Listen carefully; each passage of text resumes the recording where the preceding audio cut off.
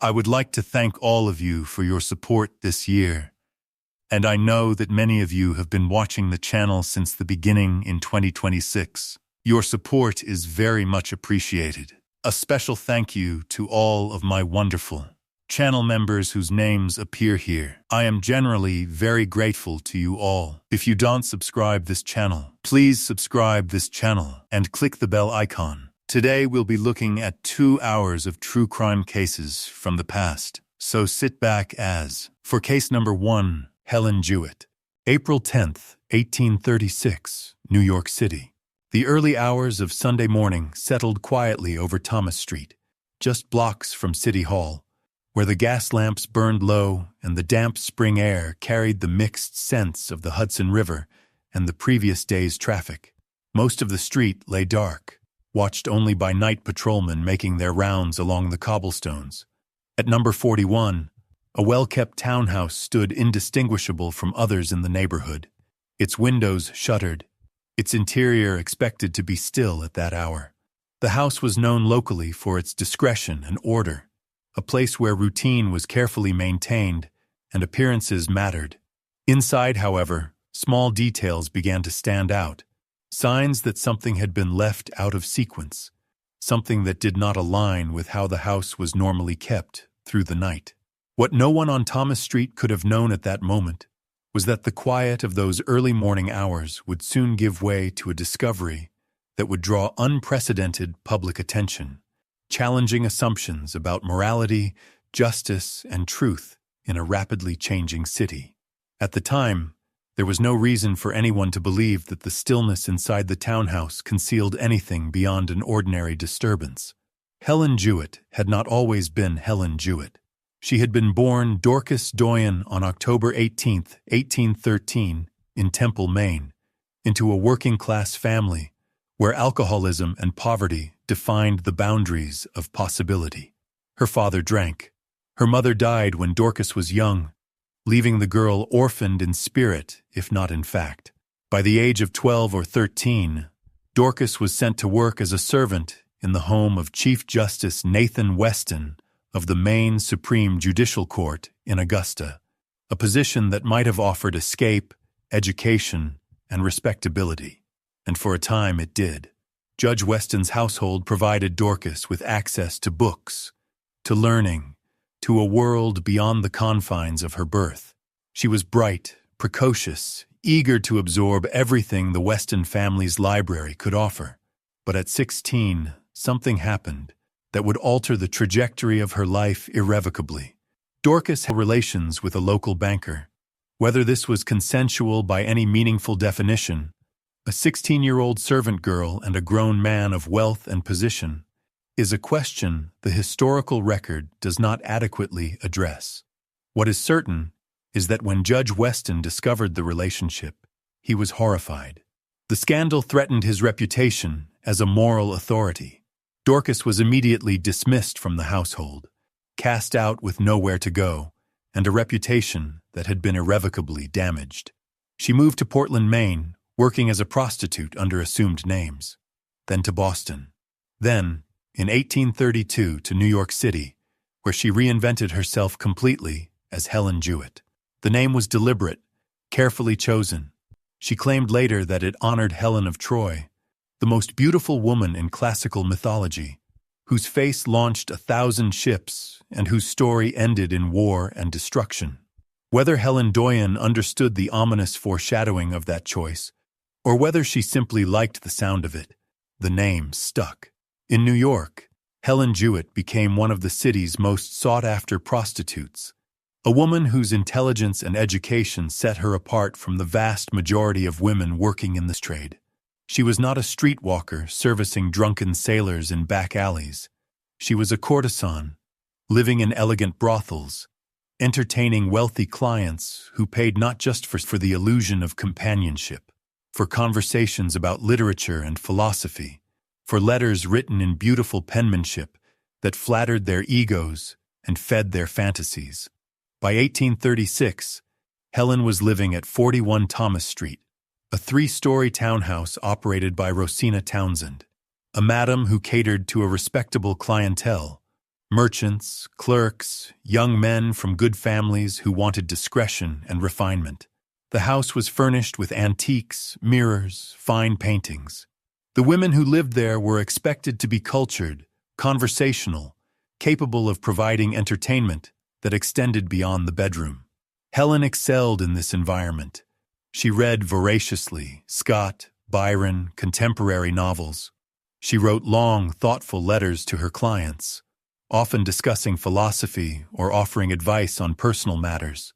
She had her own beautifully appointed room filled with books and art, a private space that reflected her tastes and ambitions. And she had numerous regular clients, men who visited her weekly or even more frequently, men who paid well and returned, because Helen offered something more than physical pleasure. One of those clients was a young man she knew as Frank Rivers. His real name was Richard Parmalee Robinson, born in 1818 in Durham, Connecticut, into a respectable and relatively prosperous family. He was the first son among 12 siblings, raised with expectations of education and success. But Richard chafed under parental supervision. At 19, he left Connecticut for New York City, seeking freedom and opportunity in the rapidly expanding metropolis. He found work as a clerk at Joseph Hoxie's dry goods store on Maiden Lane, a respectable position for a young man of his background. But Richard had appetites that respectability could not satisfy. He began frequenting brothels, adopting the pseudonym Frank Rivers to protect his reputation and his family's name. He was handsome, well-dressed, charming in the way that young men of privilege often are, confident that the world would bend to accommodate their desires. Richard met Helen Jewett sometime in 1834, when he was barely 17. According to later accounts, their first encounter was dramatic. Richard allegedly intervened when a ruffian was harassing Helen outside a theater, physically confronting the man and earning Helen's gratitude. She gave him her card, invited him to call on her, and Richard accepted. The relationship that developed was complicated, intense, and ultimately toxic. Helen fell in love, or at least fell into an obsessive infatuation that she mistook for love. Richard enjoyed her company and her body, but he was also seeing other women at other brothels, treating Helen as one option among many rather than as the exclusive attachment she desperately wanted. Helen's letters to Richard, some of which survived and were later published, reveal a woman torn between pride and desperation, between asserting her independence and begging for his affection. She was intelligent enough to recognize the imbalance in their relationship, but too emotionally invested to walk away. The symbolic object that would haunt this case, the detail that newspapers and prosecutors and the public would return to again and again, was the hatchet. Not just any hatchet, but a specific hatchet belonging to Joseph Hoxie, Richard Robinson's employer. A tool used for mundane purposes, opening crates, breaking wood, transformed into an instrument of lethal violence. The hatchet was found in the backyard of the Thomas Street brothel on the morning of April 10th, its blade stained with blood, lying near the whitewashed fence that the murderer had scaled to escape. It was a small hatchet, easily concealed beneath a cloak, easily wielded with one hand, and when it was swung with sufficient force, it was capable of shattering a human skull.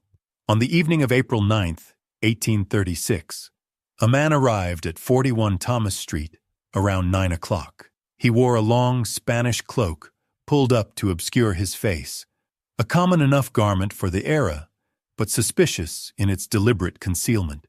Rosina Townsend answered the door and twice asked the man to identify himself. Both times he replied only, "I wish to see Miss Jewett." Rosina could not determine from the muffled voice whether this was Frank Rivers, one of Helen's regular clients, or Bill Easy, another man Helen had asked Rosina to turn away if he called that evening. But when Rosina opened the door wider and the light from inside illuminated the man's face, she recognized him as Frank Rivers. She admitted him, and he climbed the stairs toward Helen's room. Rosina found Helen in the parlor and informed her that she had a visitor. Helen's response, heard by Rosina as the young woman ascended the stairs, was effusive. "My dear Frank, how glad I am to see you."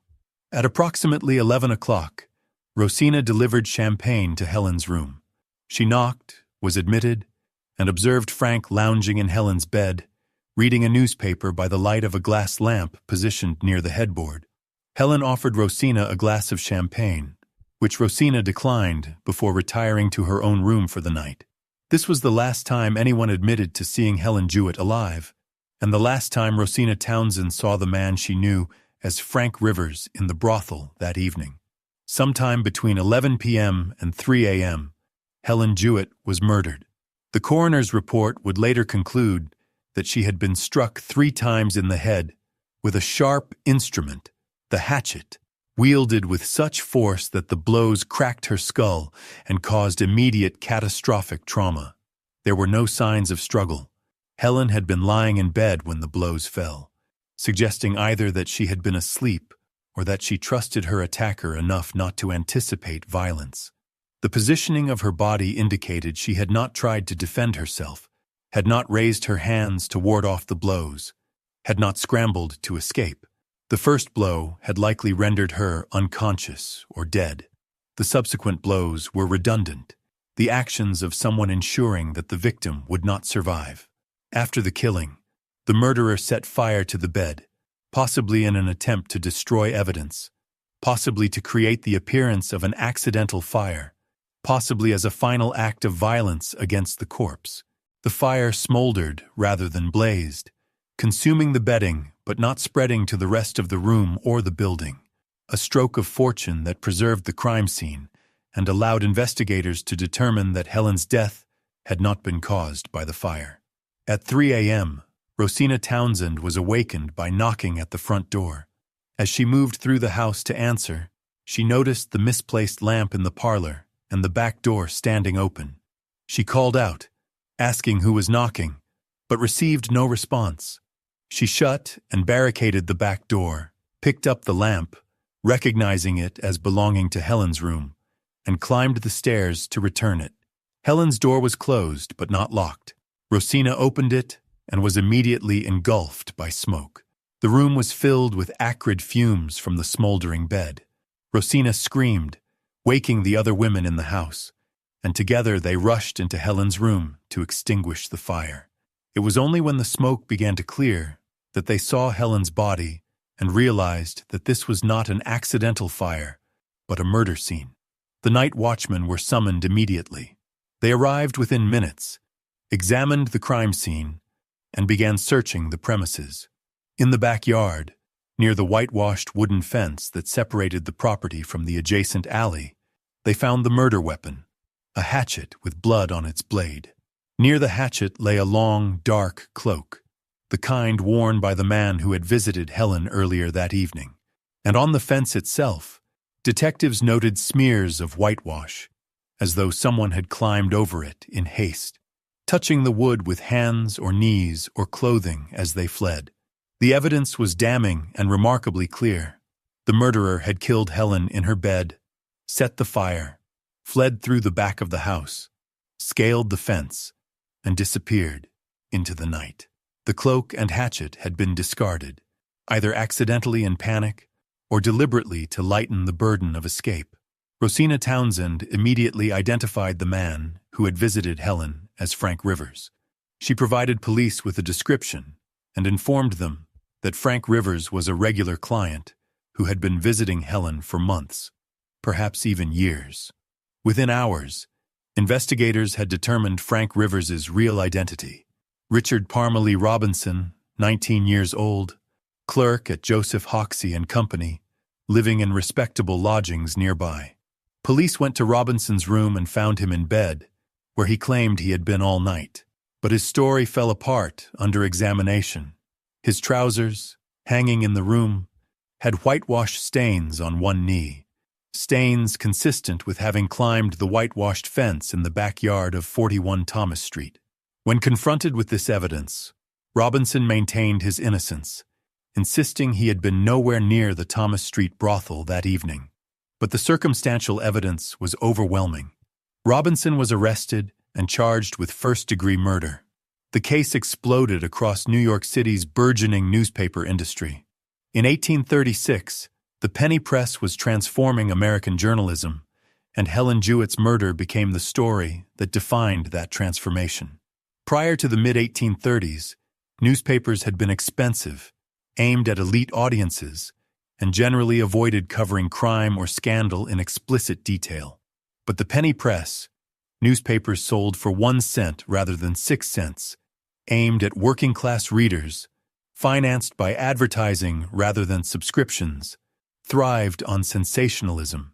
And no editor exploited the Jewett murder more aggressively than James Gordon Bennett of the New York Herald. Bennett visited the crime scene personally on April 11th, the day after the murder. He gained access to Helen's room, examined her body before it was removed, and wrote a detailed, lurid account for his newspaper. This extraordinary murder has created a sensation in this city never before felt or known, Bennett wrote in the Herald's April 13th edition. He described Helen as the most beautiful of her degraded caste, a backhanded compliment that simultaneously acknowledged her attractiveness and condemned her profession. Bennett's coverage was exhaustive, obsessive, and deeply biased. He championed Richard Robinson's innocence from the beginning, arguing that the young clerk was the victim of a conspiracy orchestrated by Rosina Townsend and the police. He portrayed Helen Jewett as a seductress whose lifestyle had invited violence, a woman whose death, while tragic, was the inevitable consequence of her moral degradation. Bennett claimed to have interviewed Rosina Townsend, what some historians argue was the first journalistic interview in American history, though others contend Bennett fabricated the conversation entirely. Regardless of its authenticity, the Herald's coverage shaped public opinion in ways that would prove decisive at trial. The New York Sun, by contrast, represented working-class readers and took the opposite position. The Sun argued that Robinson was guilty and that his acquittal would be a miscarriage of justice facilitated by wealth and influence. The Sun portrayed Helen Jewett as a victim, not just of her murderer, but of a society that forced women into prostitution and then condemned them for it. The polarization of media coverage reflected deeper divisions in New York society.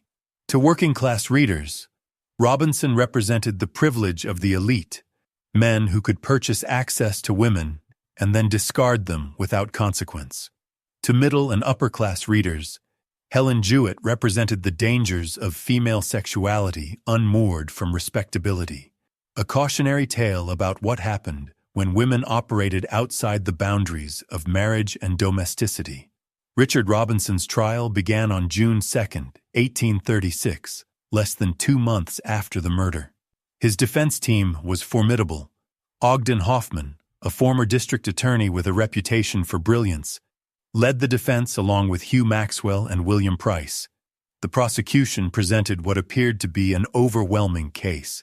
Rosina Townsend testified that Robinson had visited Helen on the evening of April 9th, that she had personally admitted him, that she had delivered champagne to Helen's room around 11 p.m., and observed Robinson lounging in bed.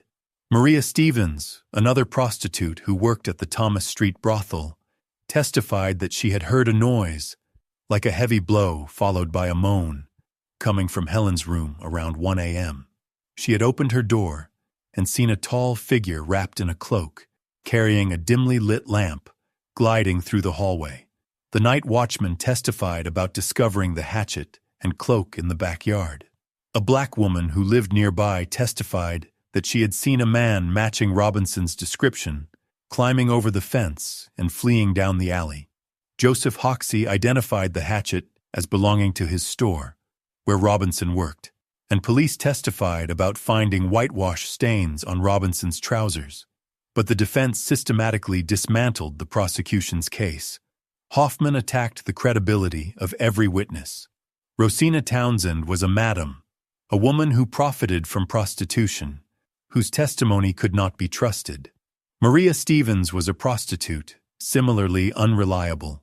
The black woman who claimed to have seen the fleeing figure was poor and possibly desperate for reward money.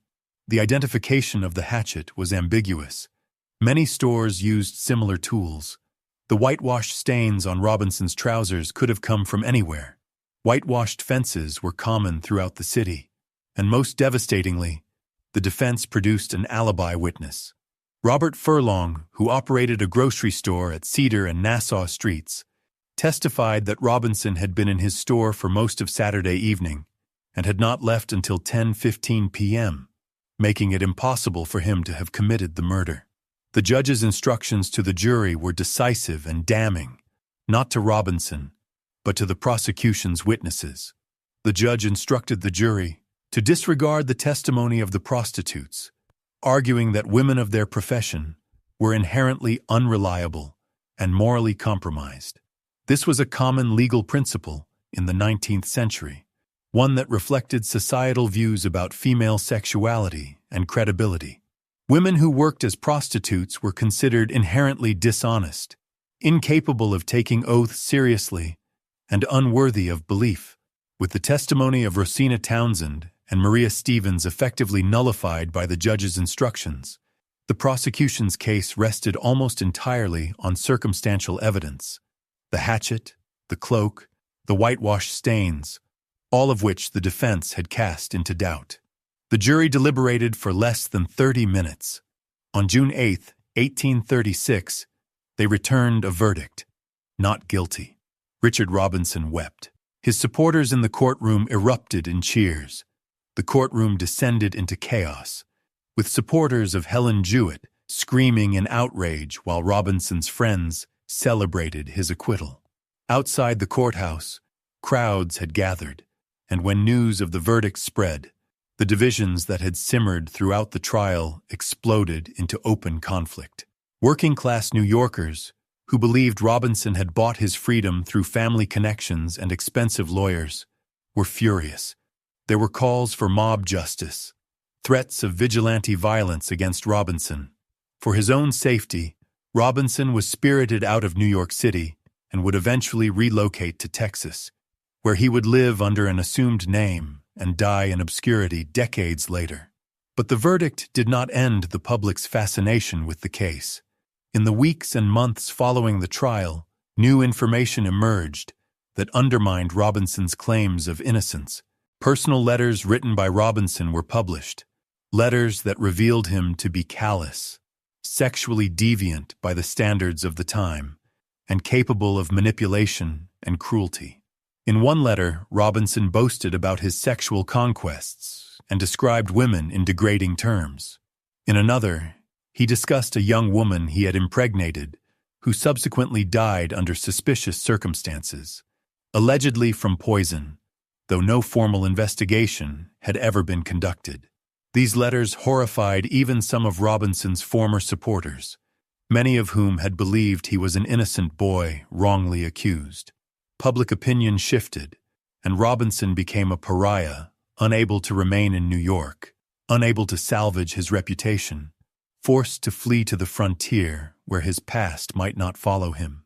The transformation wrought by Helen Jewett's murder extended far beyond the fate of one 19-year-old clerk. The case fundamentally altered American journalism, establishing precedents for crime coverage that persist to this day. Prior to the Jewett murder, newspapers rarely covered criminal cases in detail, and when they did, the coverage was brief, factual, and devoid of sensationalism. James Gordon Bennett's approach to the Jewett case, visiting the crime scene, describing the victim's body, speculating about motives, editorializing about guilt and innocence, created a template that every subsequent crime reporter would follow. The case also exposed the profound gender and class divisions that structured 19th-century American society. Helen Jewett was a prostitute, a woman whose profession placed her outside the boundaries of respectability, but she was also literate, cultured, and by many accounts charming and kind. Her murder forced the public to confront uncomfortable questions about prostitution, about the men who patronized brothels, about the double standards that condemned women for sexual behavior while excusing or celebrating the same behavior in men. The case also revealed the inadequacies of the criminal justice system when applied to crimes involving women of questionable respectability. The judge's instruction to the jury to disregard the testimony of prostitutes effectively meant that women working in the sex trade could be murdered with impunity. because their testimony, even as eyewitnesses, would be deemed unreliable in court. This principle would persist for decades, contributing to the vulnerability of sex workers and ensuring that crimes against them went unpunished. Helen Jewett's murder was not unique.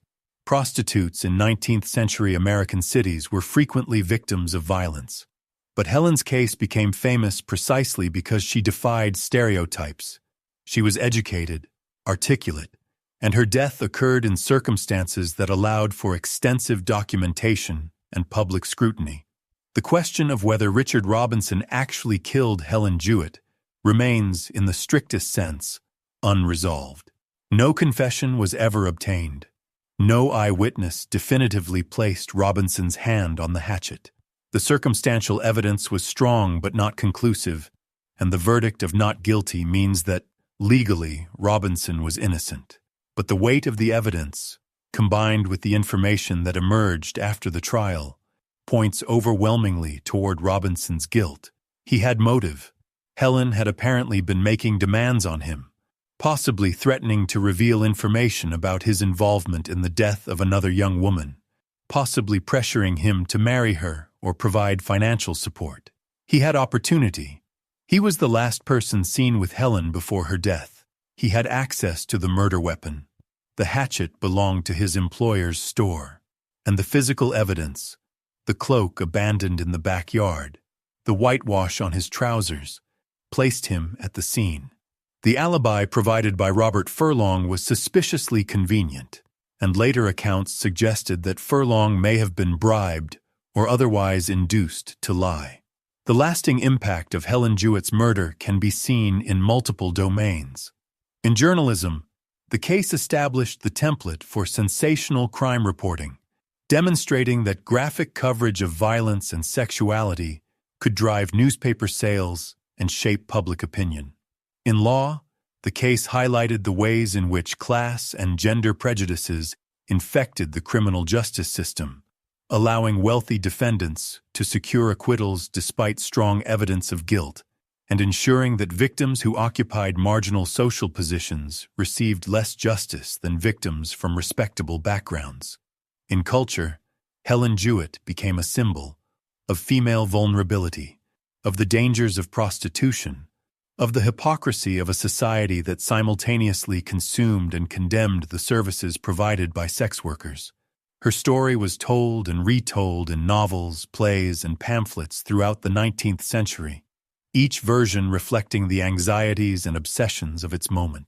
Helen Jewett was buried quietly, her grave unremarked, her death mourned by few beyond the women who had lived alongside her at 41 Thomas Street. The brothel itself continued to operate for a time, though Rosina Townsend eventually left the business, and the building at 41 Thomas Street was demolished decades later, replaced by the relentless expansion of Lower Manhattan. There is no marker, no memorial, no physical space that commemorates Helen Jewett's life or death. The only traces that remain are in archives, court records, newspaper clippings, the letters she wrote and the letters written about her, all preserved in the brittle pages of documents that few people consult anymore. But the questions Helen Jewett's case raised have never been fully answered. How does a society value the life of a woman who works in prostitution? What credibility do we assign to witnesses whose professions or circumstances place them outside the boundaries of respectability? How do we prevent wealth and privilege from distorting the pursuit of justice? And what do we owe to victims whose deaths become public spectacles, their lives reduced to fodder for newspapers and novels, their humanity obscured by the sensational circumstances of their murders? On a spring morning in 1836, in a smoke-filled room on Thomas Street, a young woman lay dead with her skull shattered and her body burned. A man had already fled, climbing over a whitewashed fence and disappearing into the pre-dawn darkness of New York City. And in the months and years that followed, the machinery of justice would grind forward, arrests, trials, verdicts, but the truth would remain elusive, buried beneath layers of prejudice and privilege and the competing narratives of newspapers that cared more about selling copies than uncovering facts. Helen Jewett died alone, murdered by someone she had trusted enough to admit to her room, to lie beside in bed, to turn her back on as she drifted towards sleep. And the man who killed her walked free, protected by lawyers and alibis and a legal system that valued his reputation more more than it valued her life. The hatchet that split her skull was discarded in a backyard, a tool returned to its mundane purposes or disposed of as evidence too dangerous to keep. But the hatchet as symbol, as the instrument of violence that women in Helen's position faced every day, as the physical manifestation of a society's capacity to destroy what it simultaneously desired and despised, that hatchet remains, preserved in the historical record, a reminder that some crimes are never truly solved and some injustices are never truly remedied. The second case is Lydia Sherman.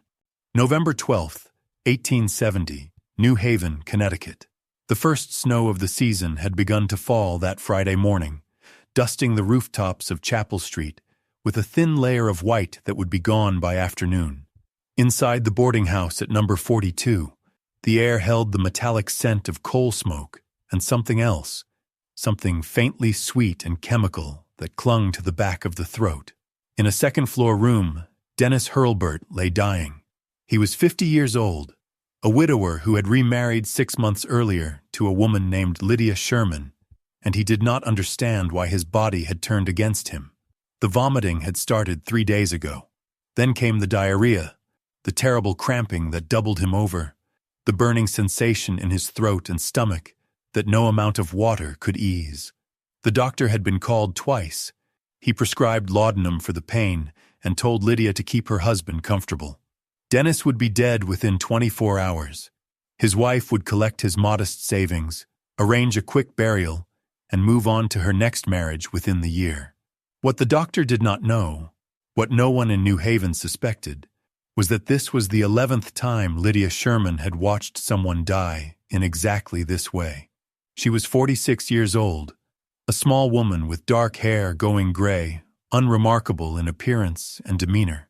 She had the face of someone who had known hardship, which she had, and the calm efficiency of someone accustomed to caring for the sick, which she was. When Dennis Hurlburt's body was removed from the boarding house and taken to the cemetery, no autopsy was performed. The death certificate listed consumption as the cause. Lydia cried appropriately at the funeral. She wore black, she accepted condolences, and then she went looking for husband number 4. The pattern had been unfolding for 7 years, across 3 states, through 3 marriages and the deaths of 8 children. Lydia Sherman had become death in human form, moving through the lives of those who trusted her with the inevitability of winter frost. She killed her first husband in 1864. She killed 6 of her own children between 1864 and 1866. She killed an infant stepson in 1868. She killed her second husband in 1870. She killed her third husband later that same year. And she would have continued. There is every reason to believe she would have continued indefinitely, if one physician in Darby, Connecticut, had not looked at a corpse and asked the question no one else had thought to ask. What if this wasn't natural causes at all? Lydia Danbury was born in Burlington, New Jersey in 1824, the daughter of a tailor whose business struggled and eventually failed. Her childhood was marked by poverty and instability, though not by any documented abuse or trauma that might later serve as explanation for what she would become. At 16, she married Edward Struck, a widower 20 years her senior who worked as a laborer in New York City. It was not a marriage born of romance but of necessity. Lydia needed security, and Struck needed someone to care for his household and eventually the children that would come. Between 1842 and 1857, she gave birth to 7 children. 4 survived infancy. The family lived in a tenement on the Lower East Side, in a neighborhood where disease was common and child mortality was accepted as part of the natural order. Struck worked when he could find work. Lydia took in washing and sewing. They were poor, but they were not exceptional in their poverty. They were simply one more working-class family trying to survive in a city that consumed the weak. The first crack appeared in 1863. Edward Struck lost his position at the metalworks, where he had been employed for nearly a decade. He was 57 years old, too old to compete with younger men for the factory jobs that were available, and the work he could find. Casual labor, hauling, odd jobs. paid barely enough to cover rent. The family fell behind on their obligations. Creditors began to knock. Lydia, who had spent 20 years managing a household on almost nothing, could not stretch nothing into something. The pressure mounted, and then Edward Struck made a decision that would seal his fate. He told Lydia that they would have to give up their apartment and move into the almshouse. The almshouse. For a woman like Lydia Sherman, who had clawed her way through 2 decades of near poverty while maintaining the appearance of respectability, the almshouse represented a final, irreversible fall. It was the place where people went to die in public shame, where families were separated and identities were erased. She could not, would not allow it to happen, and so she made her own decision. In May 1864, Edward Struck became ill. The symptoms came on suddenly: violent vomiting, diarrhea, abdominal pain, and a burning thirst. He died within 2 days. The attending physician, Dr. Schuyler, noted the symptoms, but attributed them to inflammation of the stomach and intestines, a diagnosis broad enough to encompass everything from contaminated food to cholera. No one suspected foul play. Why would they? Lydia was his wife. She had nursed him through his final hours. She grieved at his funeral, but Edward's death did not solve the financial crisis. If anything, it made things worse. Lydia was now a widow with 4 children. Lydia Ann, George, William, and Edward, and no means of support. She took in sewing. She sold what little the family owned. It was not enough. The children became a burden she could not carry, and one by one, over the course of 18 months, they began to die. Lydia Ann, the eldest daughter, was 14 when she became ill in late 1864. The same symptoms: vomiting, cramping, weakness. She died within a week. Then came William, age 12, in early 1865. Then George, age 9, in the summer of that year. Then Edward, age 6, in the spring of 1866. Each death was attributed to natural causes: gastric fever, intestinal inflammation, complications from typhoid. The doctors who signed the death certificates saw only what they expected to see: poor children in a tenement, dying of the diseases that killed poor children in tenements. No one connected the deaths. No one questioned the pattern. And Lydia Sherman, now free of the responsibilities that had weighed her down, moved forward with her life. She left New York in 1866 and traveled to Stratford, Connecticut, where she found work as a housekeeper for a widower named Dennis Hurlburt. He was a farmer, older than Lydia by several years, and he had an infant son from his previous marriage. Lydia cared for the household with competence and efficiency. She was quiet, dependable, unassuming. Within months, Hurlburt asked her to marry him. She accepted. They were married in 1868. 6 weeks later, Hurlburt's infant son became ill and died.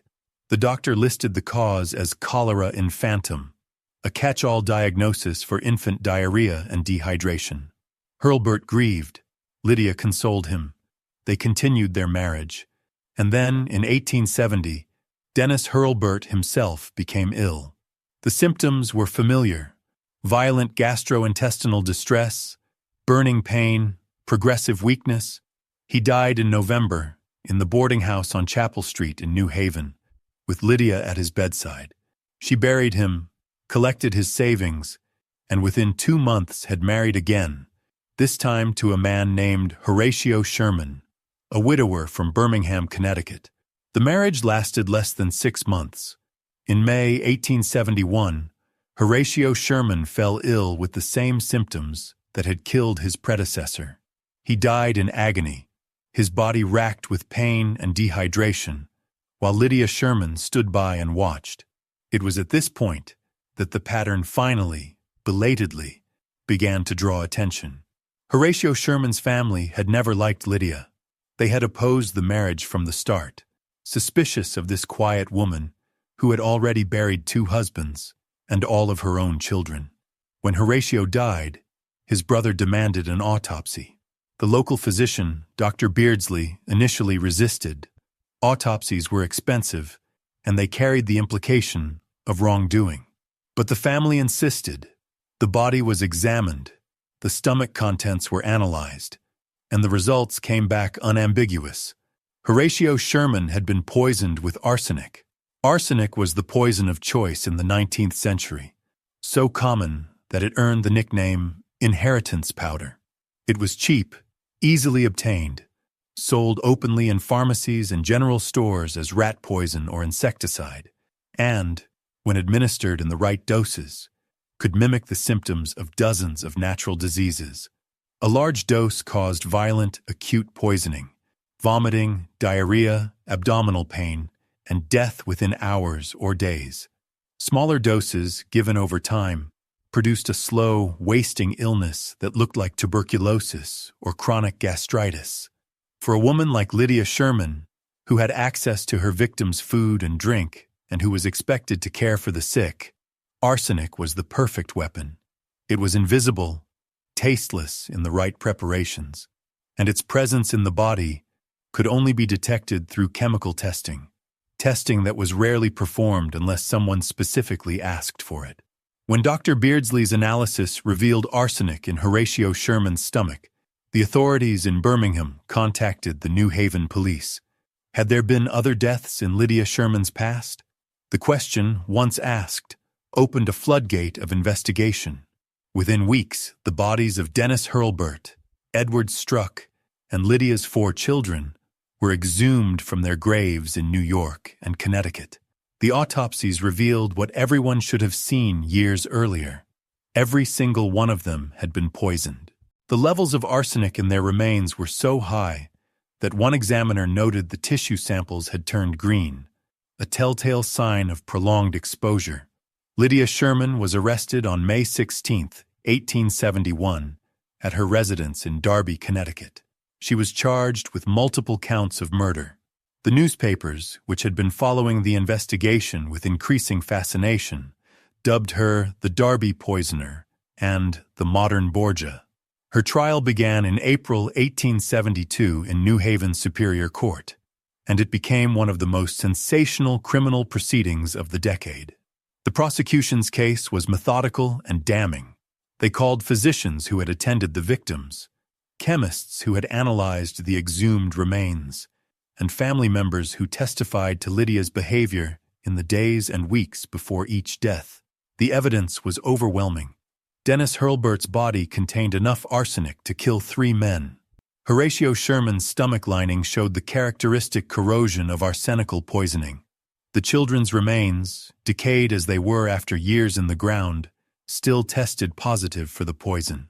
The prosecution demonstrated that Lydia had purchased arsenic multiple times from local pharmacies, always with the explanation that she needed it for rats or bedbugs.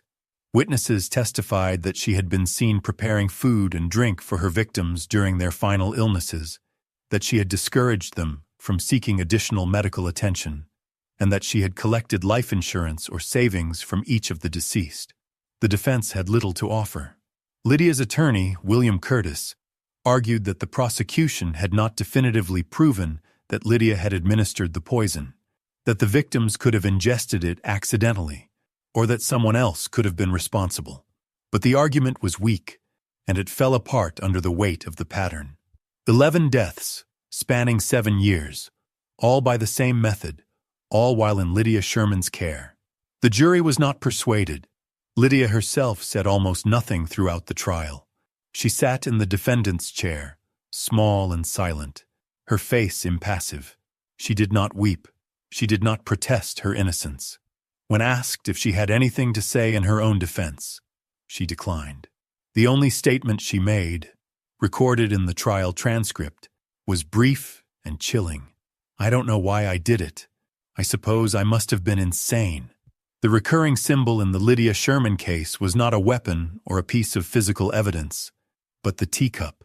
In nearly every account of the poisonings, witnesses described Lydia bringing her victims cups of tea or warm milk during their illnesses. It was an act of care, or so it appeared, an attentive wife or mother tending to the sick. But the teacup became the delivery mechanism for death. In Horatio Sherman's case, a servant recalled Lydia preparing a cup of chamomile tea and insisting that her husband drink it all, despite his protestations that it tasted bitter. Within an hour, he was vomiting uncontrollably. The teacup, which should have been a symbol of comfort and domesticity, was transformed into an instrument of murder. It represented the perversion of the role Lydia Sherman was expected to play: the caregiver, the nurturer, the woman who maintained the household and ensured the survival of her family. Instead, she used that role as cover for systematic annihilation. The psychological question that haunted the case, and that continues to haunt it, was motive. Why did she do it? The prosecution argued financial gain. She collected savings, insurance payments, and inheritances from each of her victims. But the amounts were modest, never enough to provide long-term security. The defense argued insanity, though Lydia showed none of the signs of mental illness that would have been recognized in the 1870s. She was not delusional. She was not manic. She planned her actions carefully, obtained the poison deliberately, and moved from victim to victim with methodical patience. If she was insane, it was a cold, calculating insanity that looked indistinguishable from rational thought. The more likely explanation, though one the Victorian courtroom was ill-equipped to articulate, was that Lydia Sherman killed because it solved her problems.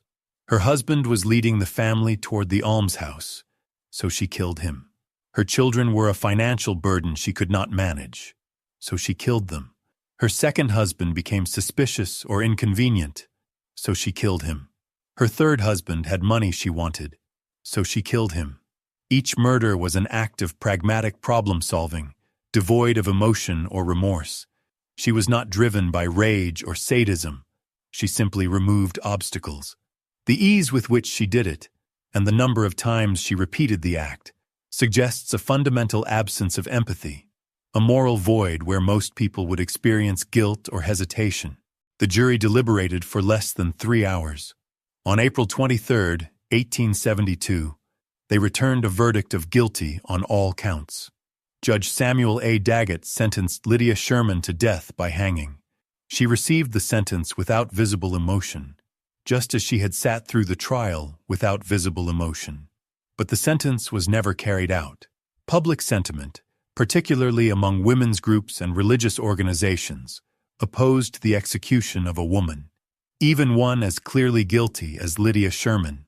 Petitions were circulated. Ministers preached sermons calling for mercy. The governor of Connecticut, Marshall Jewell, commuted her sentence to life imprisonment.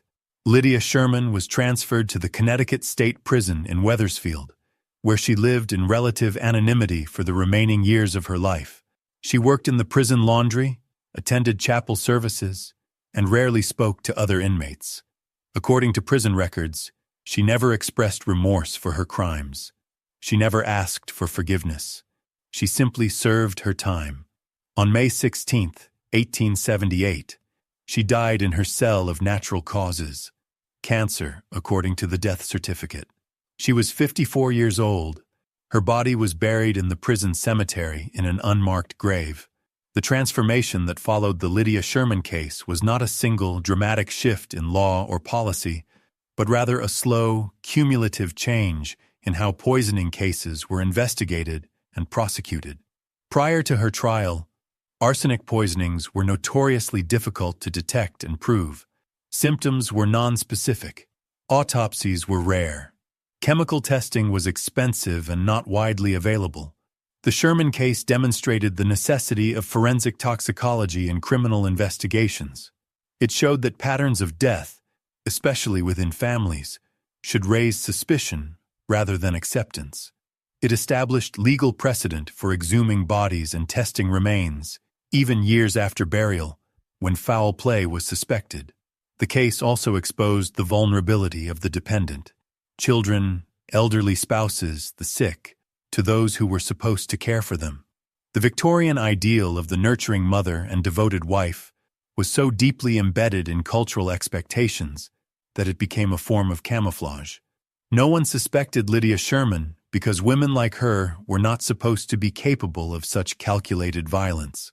Doctors signed death certificates without investigation because they assumed the mother or wife had done everything possible to save the patient.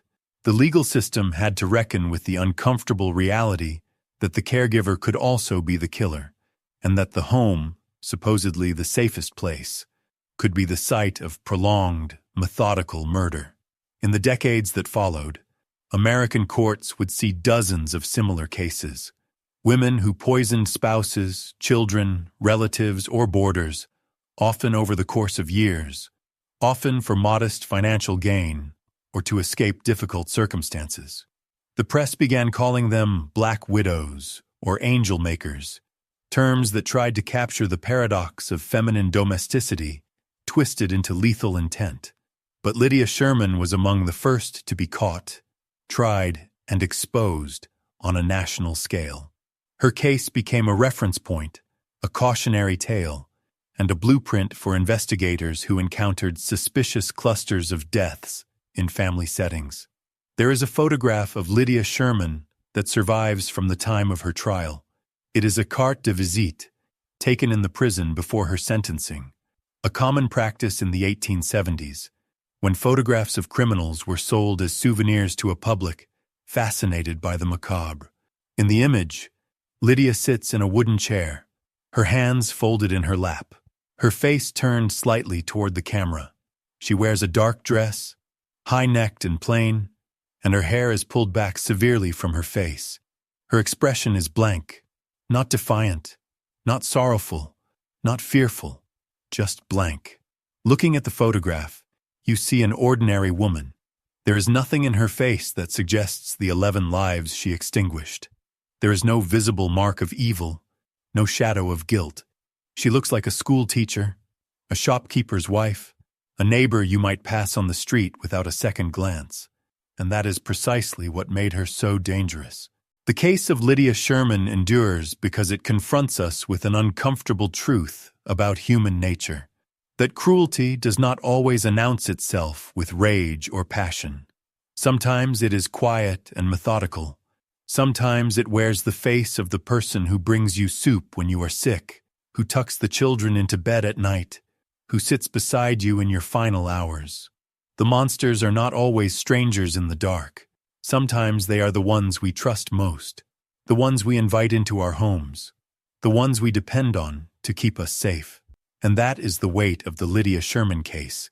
Not just the body count, not just the method or the trial or the headlines, but the knowledge that for 7 years, she moved through the world as death disguised as care.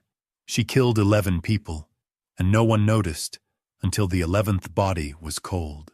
That failure, the failure to see, to question, to protect, belongs not just to the doctors who signed false death certificates or the neighbors who noticed nothing, but to a society that made certain kinds of victims invisible and certain kinds of killers unthinkable.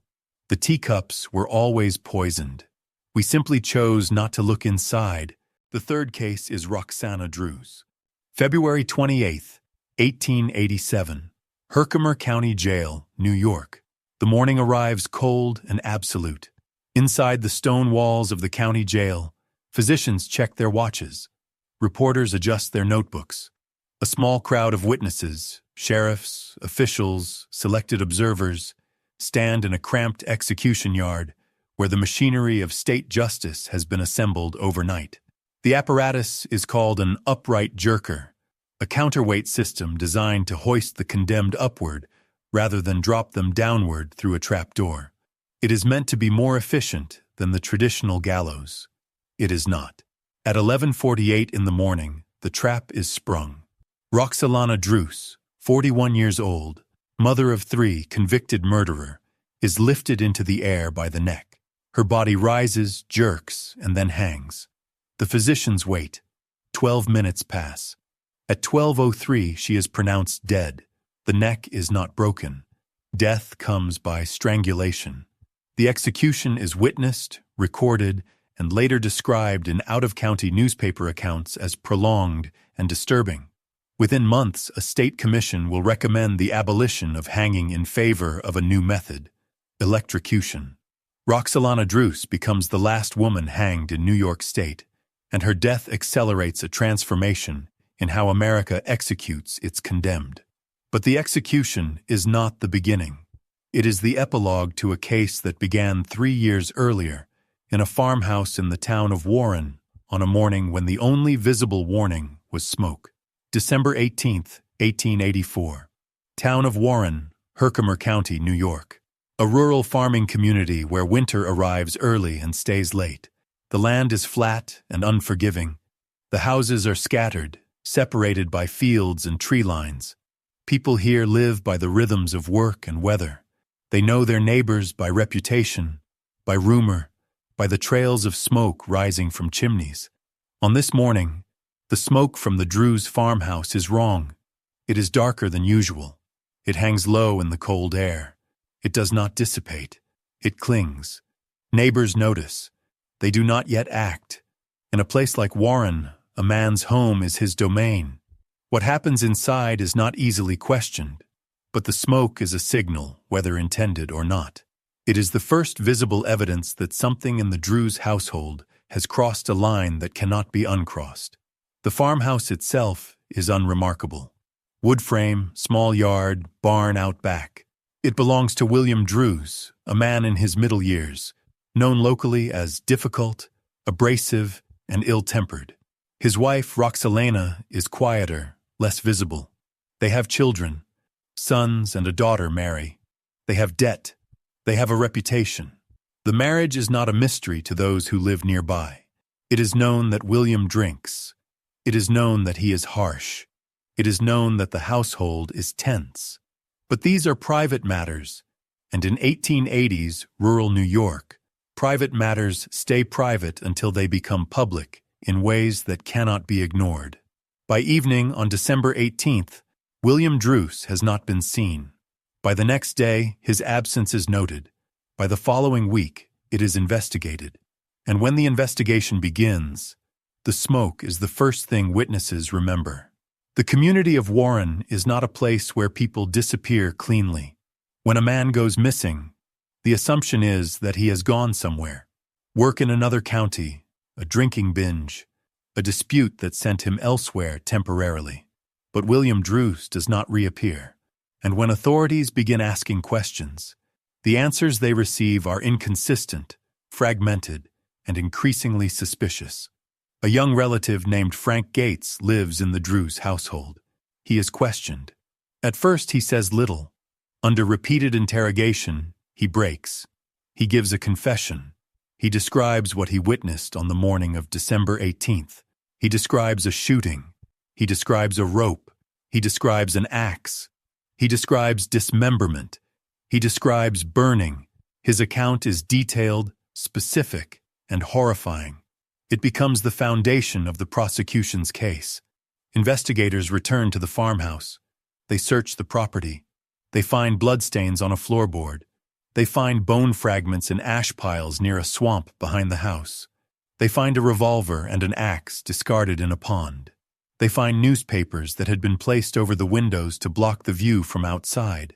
They find evidence that the stoves inside the house, both the kitchen stove and a second heating stove, had been used to burn something far larger than firewood. The physical evidence is incomplete. Much of William Druce's body has been destroyed, but enough remains to confirm that he did not leave Warren alive. The investigation shifts from a missing person case to a homicide. Roxalana Druce is arrested. So is her daughter, Mary.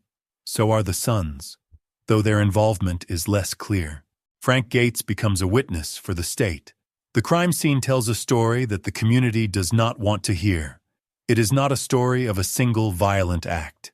It is a story of planning, execution, and disposal. It is a story that requires time, effort, and coordination. It is a story that forces the question, what kind of desperation or what kind of calculation leads to this? At trial, the defense presents a simple argument: justifiable homicide. The claim is that William Druce was a violent man who abused his wife and children for years. The claim is that on the morning of December 18th, he threatened them again. The claim is that Roxalana acted in self-defense and that what followed was not premeditation, but panic. Mary Druce testifies. She is a teenager. She describes her father as cruel. She describes being struck, whipped, threatened. She describes mornings where the household lived in fear. She describes the breakfast argument on December 18th, something about a grocery bill, something about money, something trivial that escalated. She describes her mother retrieving a revolver. She describes her father being shot. She describes the chaos that followed. The prosecution does not dispute that William Druce was abusive. They dispute the claim of self-defense. They point to the sequence of events. They point to the fact that William was shot while sitting at the breakfast table. They point to the fact that after the shooting, a rope was placed around his neck. They point to the fact that an axe was used to sever his head.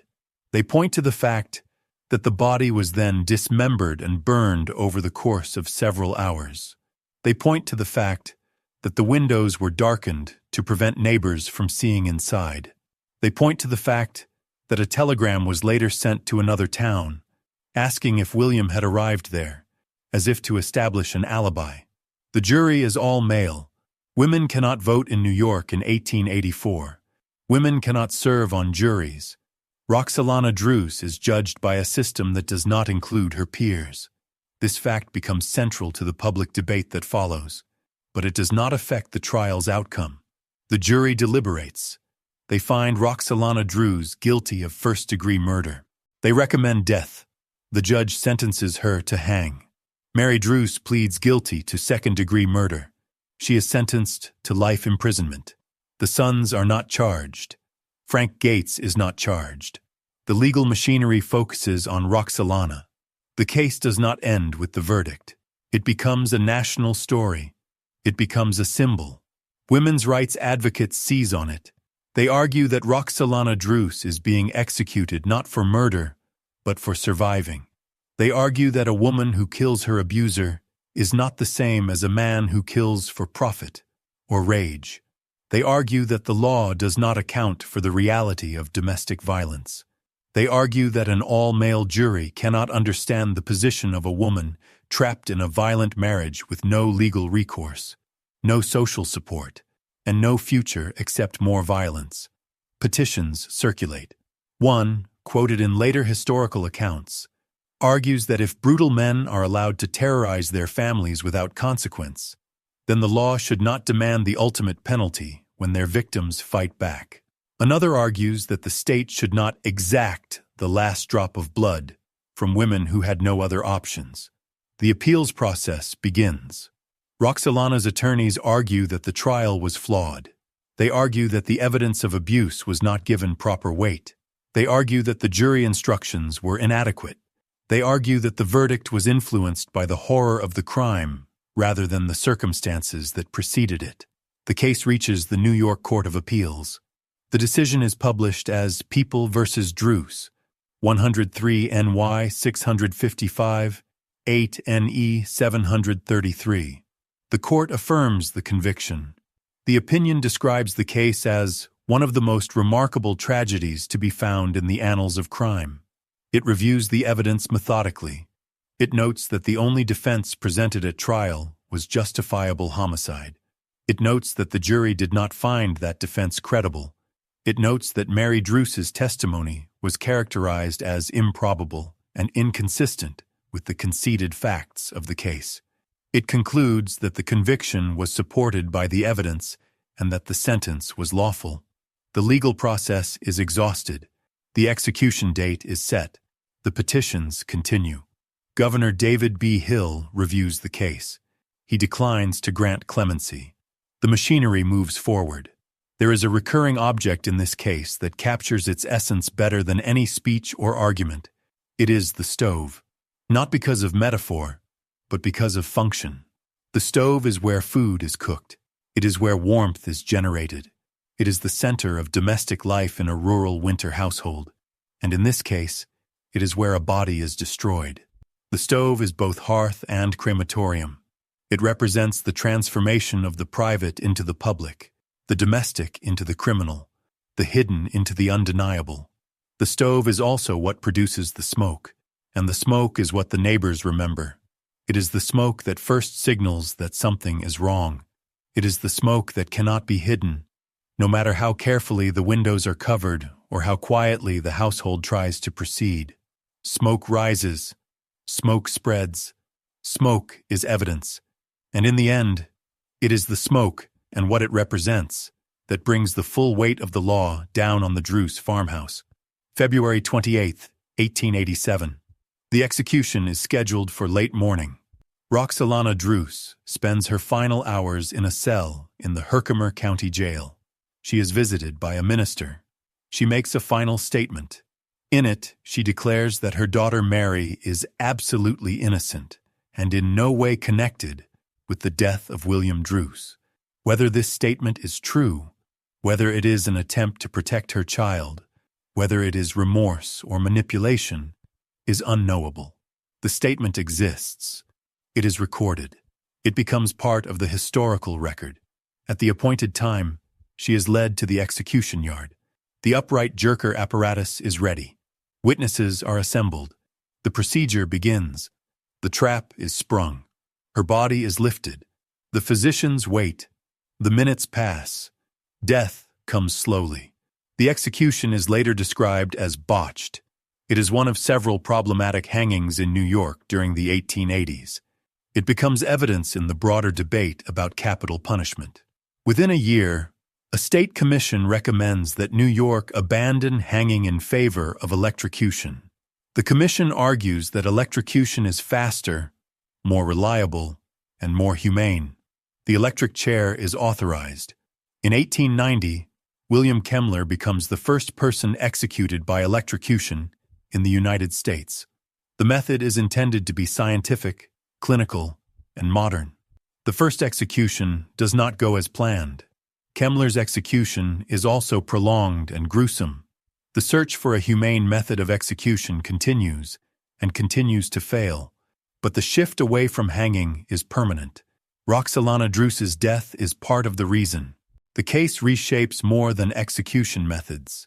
It reshapes the conversation about domestic violence and the law.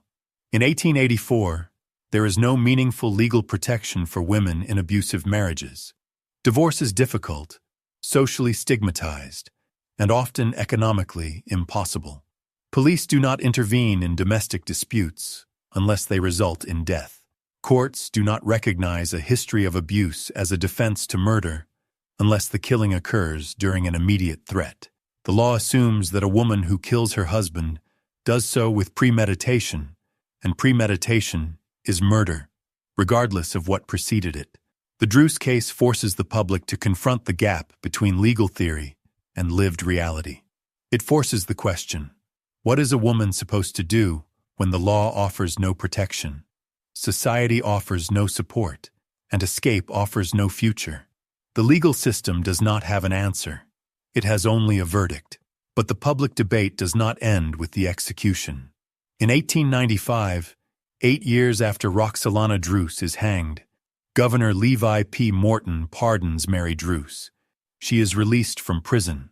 The pardon is not an exoneration.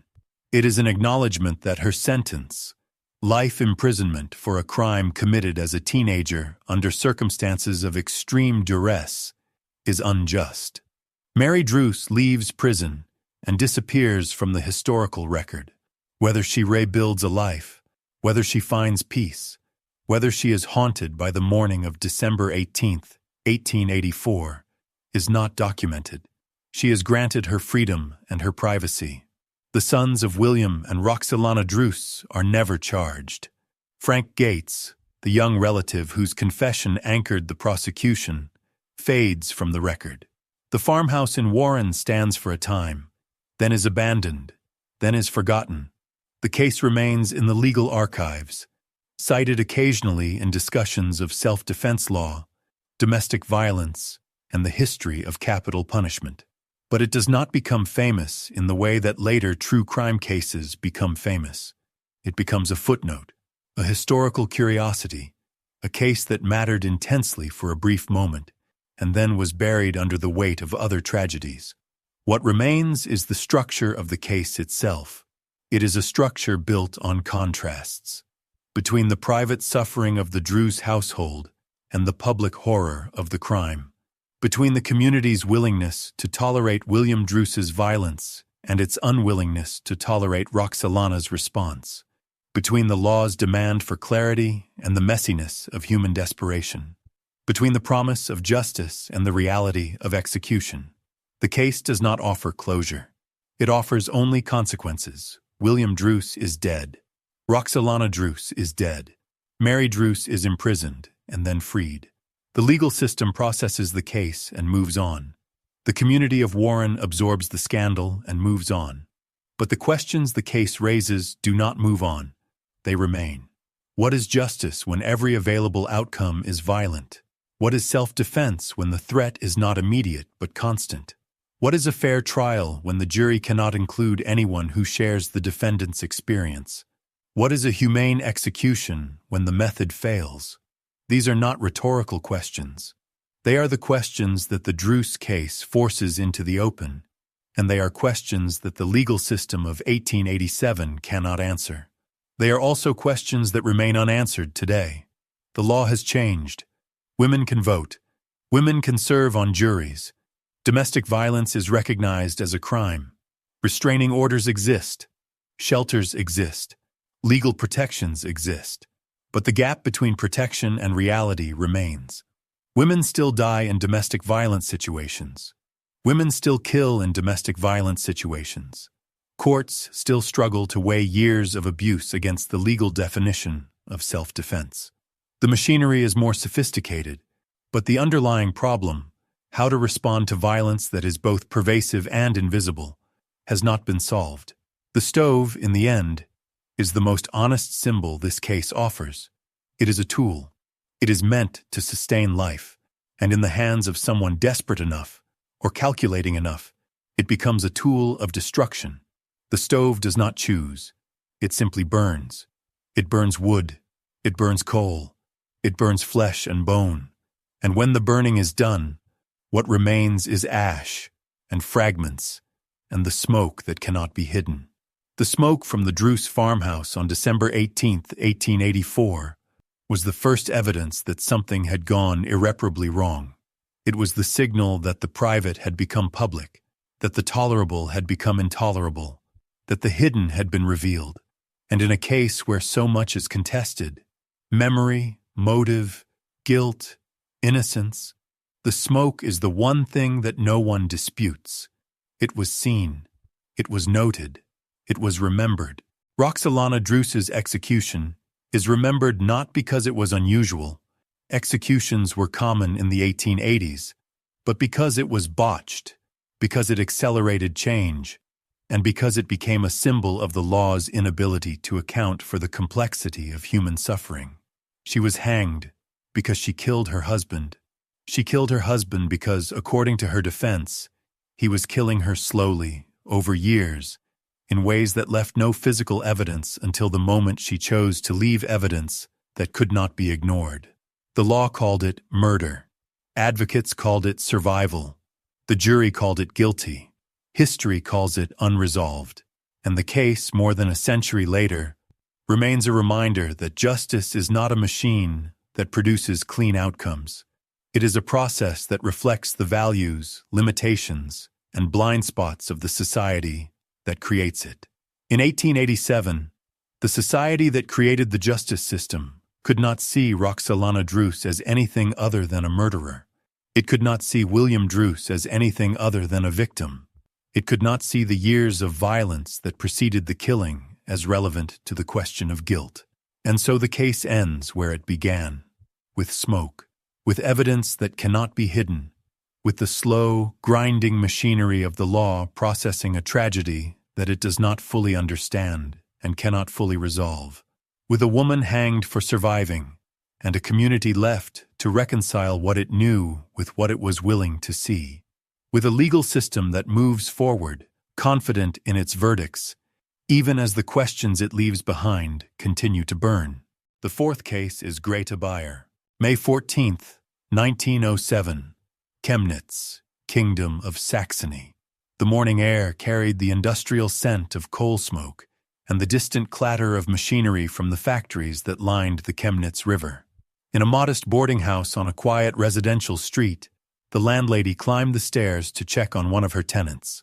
Heinrich Moritz Kurt Pressler, a 30-year-old chief engineer, had not appeared for breakfast. The door to his room stood slightly ajar. Inside, slumped in a chair beside his writing desk, sat Pressler's lifeless body, his head tilted backward at an unnatural angle. A revolver lay precisely placed near his right hand. On the desk, arranged with deliberate care, sat two documents: a will naming his fiancée, Greta Bayer, as sole beneficiary, and a note expressing remorse over a failed relationship with an Italian woman named Ferroni.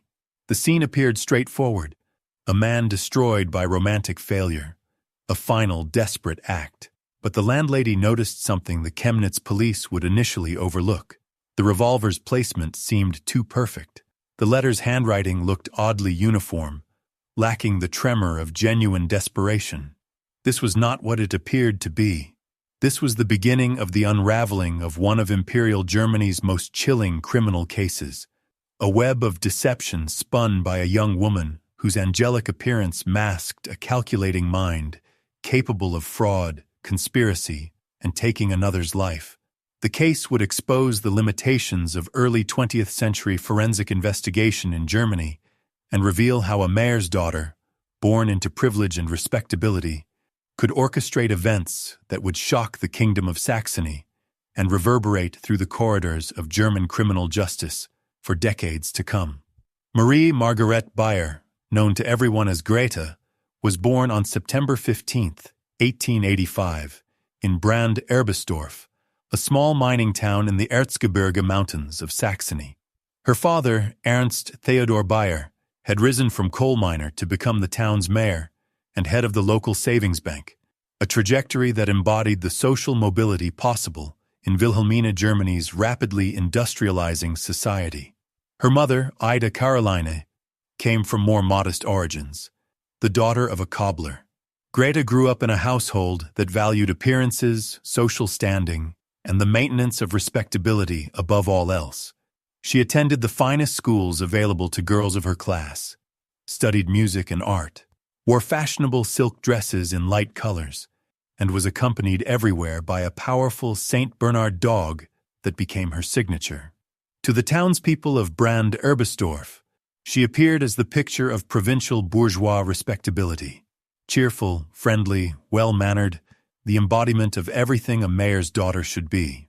But beneath this carefully cultivated exterior, Greta Bayer harbored desires and ambitions that could not be reconciled with the strict social expectations of early 20th century German provincial life. In 1905, at age 20, she met Johannes Heinrich Merker, a young clerk from Dresden. Their attraction was immediate and intense. They became secretly engaged without the knowledge or approval of her parents, conducting their relationship in the shadows of propriety. For Greta, Merker represented something her circumscribed world had never offered: passion, freedom, the possibility of a life chosen rather than prescribed. But Merker proved unfaithful. When Greta discovered his infidelity, she broke off the engagement, though the emotional bond between them never fully severed. This pattern of intense attachment followed by betrayal followed by secret reconnection would become the foundation upon which her crimes were built. In 1906, Greta's parents introduced her to Heinrich Moritz Kurt Pressler, a successful engineer with excellent prospects. At 30, Pressler was nearly a decade older than Greta, financially secure, professionally respected, and precisely the sort of match that would elevate the Bayer family's social position. At the insistence of Pressler's parents, the couple became engaged. Greta accepted, not out of affection, but because refusal would have shattered the facade her family had worked so hard to construct. From the beginning, the relationship was cold. Pressler possessed a domineering nature that clashed with Greta's desire for autonomy. Disputes arose between them almost immediately. While publicly maintaining the fiction of a happy engagement, Greta secretly reconnected with Merker, who had by this time become an embezzler, a man living on the margins of legality and desperate for money. Their affair resumed in the summer of 1906. By autumn, Greta discovered she was expecting a child. The pregnancy represented not merely a personal crisis, but an existential threat to everything Greta's family represented. An out-of-wedlock pregnancy would destroy her parents' social standing, obliterate any hope of a respectable marriage, and mark her permanently as a fallen woman in a society that granted no forgiveness for such transgressions. In November 1906, Greta terminated the pregnancy through illegal means, a procedure carried out in secrecy and silence. German law at the time classified this as a serious criminal offense, punishable by imprisonment. But for women of Greta's class, the social consequences far exceeded the legal risks. She endured the procedure alone, telling no one, and continued her engagement to Pressler as though nothing had occurred. The emotional and psychological toll of maintaining this deception, of performing respectability while living in constant fear of exposure, would have broken many people. For Greta, it seems to have hardened something essential, transforming fear into calculation, desperation into ruthlessness. By spring of 1907, Pressler had set a wedding date, May 14th. The marriage would seal Greta's fate, binding her permanently to a man she did not love, ending forever any possibility of escape. She searched desperately for a way out. Merker, still her secret lover and now her co-conspirator, helped her concoct a scheme. Together they fabricated a series of love letters allegedly written by Pressler to a non-existent Italian mistress named Ferroni. These forgeries, carefully crafted to mimic the style of passionate correspondence, were mailed to Pressler with the intention of creating doubt about his fidelity and providing Greta with grounds to break the engagement. But the letters failed to produce the desired effect. Pressler dismissed them as obvious frauds or ignored them entirely. The wedding remained scheduled. Greta's window of escape was closing. Then, in April 1907, fate provided an unexpected opportunity. A relative of the Bayer family, a man named Kroner, who served as administrator of the poorhouse in nearby Freiburg, passed away suddenly. Kroner had been a bachelor with no direct heirs and had accumulated modest savings over his lifetime. In the chaos following his passing, Greta saw her chance. She falsified Kroner's will, naming herself as a beneficiary. She stole jewelry and a checkbook from her parents' house. She took Kroner's savings from the bank where her father had once held authority. She split the money with Merker. Around the same time, a newspaper in Freiburg published a reader's inquiry about how to properly draft a will to name one's bride as sole heir. The inquiry appeared innocuous, a common question from an engaged man seeking legal guidance, but it had been submitted by Greta Bayer. She was laying the groundwork for something far more sinister than theft. On May 13, 1907, the day before her scheduled wedding, Greta traveled to Chemnitz and arrived at Pressler's lodgings. What transpired in that room is documented only through Greta's later confession, a testament delivered with chilling clarity. She told Pressler she had brought him a surprise. She asked him to close his eyes and open his mouth. Pressler, suspecting nothing more than a playful gesture from his bride-to-be, complied. Greta mixed a toxic substance into a drink and gave it to him. When the substance began to take effect, she used Pressler's own weapon and ended his life. She then spent over an hour staging the scene. She placed the weapon carefully beside his hand. She positioned his body to suggest he had harmed himself. She arranged the forged will and note on his desk, along with one of the fake letters from Ferroni, suggesting romantic despair. She took approximately 500 marks in cash from his belongings. Then she left, calmly and without haste, returning to Brand Erbesdorf as though nothing had occurred. The initial investigation by Chemnitz authorities proceeded exactly as Greta had anticipated.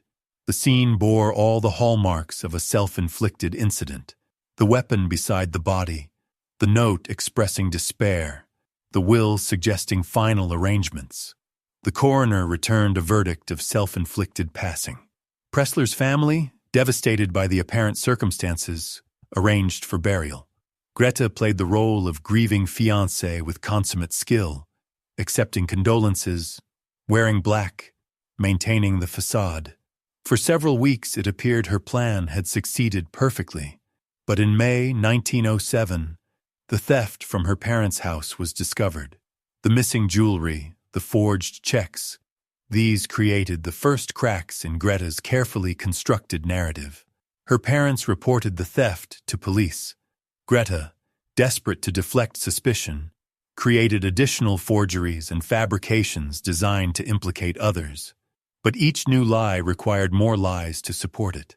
The structure of deception was becoming unsustainable. In June 1907, Greta was arrested on charges related to the theft and forgery. During questioning, authorities also initiated proceedings regarding the illegal medical procedure, which had somehow come to their attention, possibly through Merker, possibly through medical inquiries. Shortly afterward, Merker himself was arrested.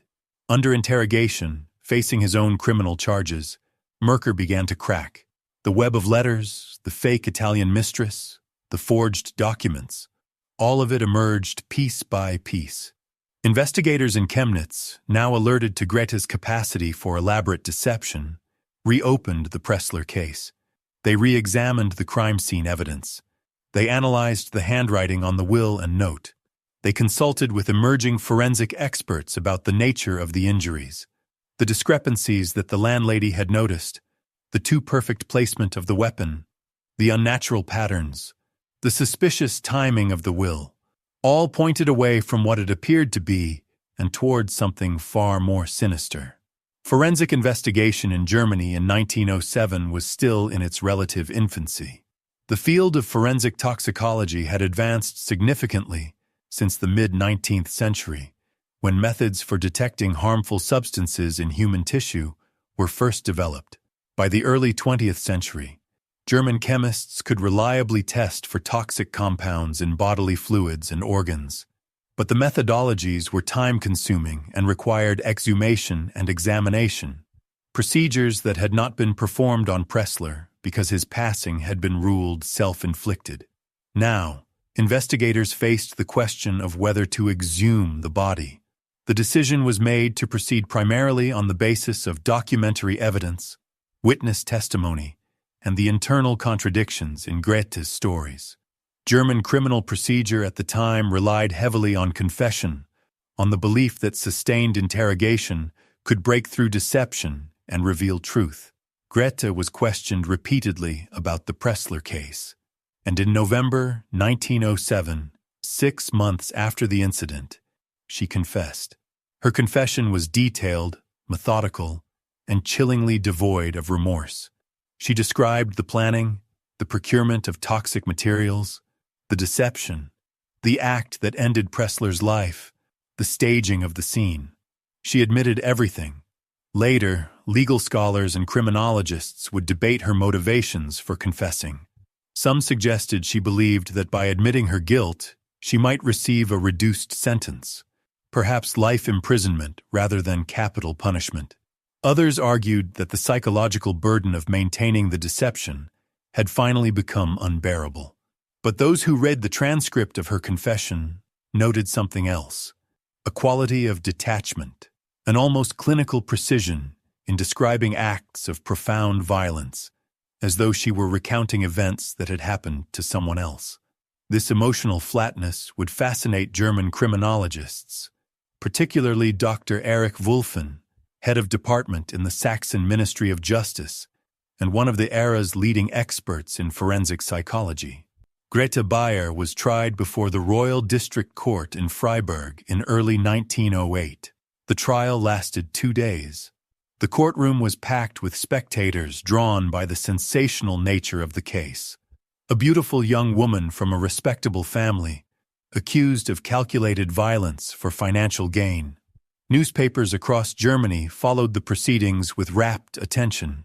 The prosecution presented the evidence methodically: the forged documents, the timeline of events, the theft of Kroner's money, the fake letters to Ferroni, and finally, Greta's own confession.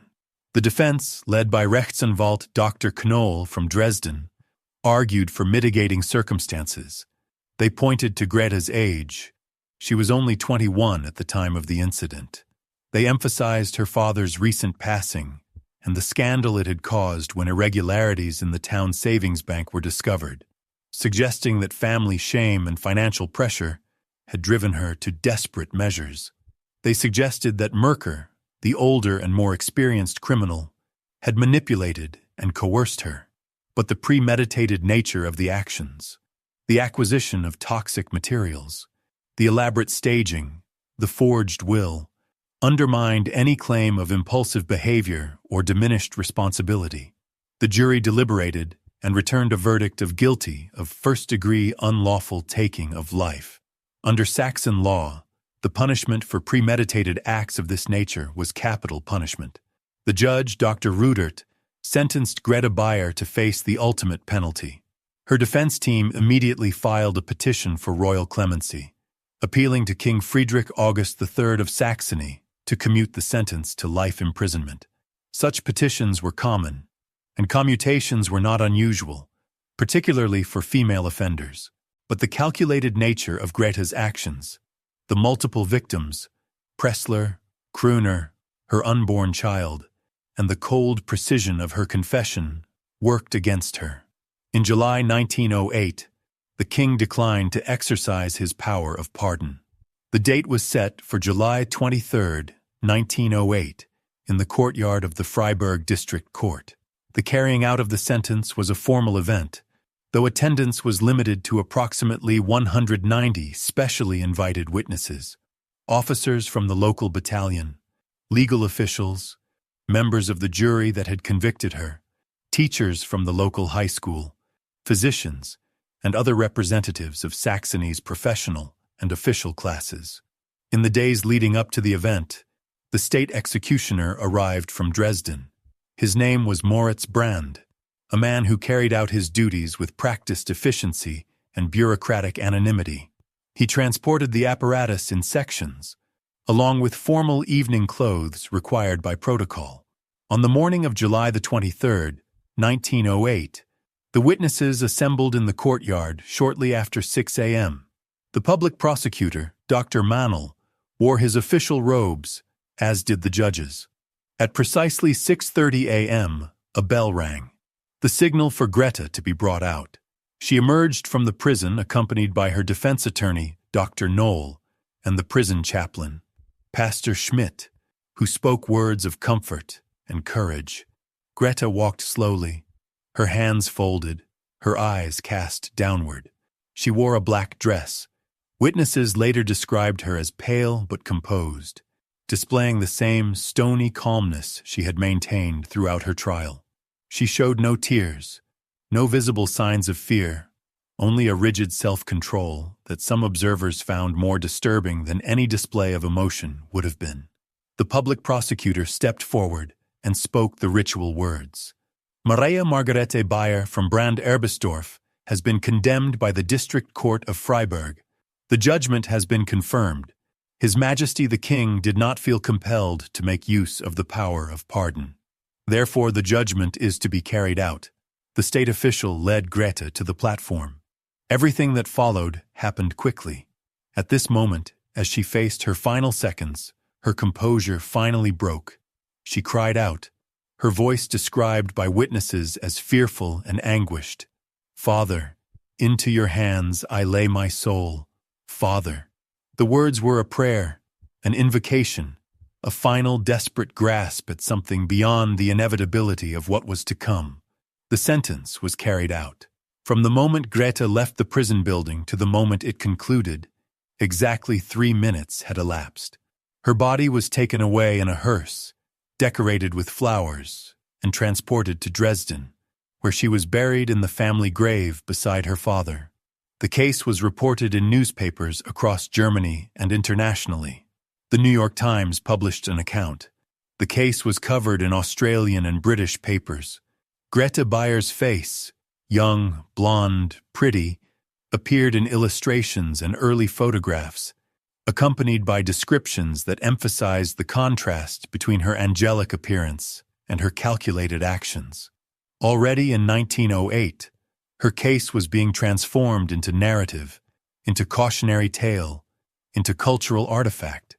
The symbolic object that haunts the Greta Bayer case is not the toxic substance, not the weapon, but the forged documents, the fake letters, the falsified will, the manufactured note, paper-bearing false witness. Throughout her crimes, Greta relied on the power of written words to construct alternate realities, to make fiction appear as truth. In an era when documentary evidence carried enormous legal and social weight, when a man's will or a woman's letter could determine the distribution of property and the assignment of blame, Greta understood that controlling the narrative meant controlling reality. She forged not merely signatures, but entire identities. The desperate engineer who took his own life, the unfaithful Italian mistress, the generous relative who left money to his mayor's daughter. Each forgery was an act of authorship, an attempt to write the story of her life in a way that circumvented the rigid scripts her society offered. But forgeries are inherently unstable. They require continuous maintenance, additional lies to shore up previous lies, an ever-expanding architecture of deception that eventually collapses under its own weight. The forged documents that Greta created to secure her freedom became the evidence that sealed her fate. The Greta Bayer case transformed German forensic investigation in subtle but significant ways. It highlighted the importance of careful crime scene analysis, particularly in cases initially appearing to be self-inflicted. It demonstrated the need for systematic handwriting analysis and document examination in fraud and forgery cases. It contributed to the growing body of literature on forensic psychology, with Erich Wulffen and others using the case to explore questions of criminal motivation, gender and crime, and the psychology of deception. But perhaps more importantly, the case exposed the limitations of confession-based criminal procedure.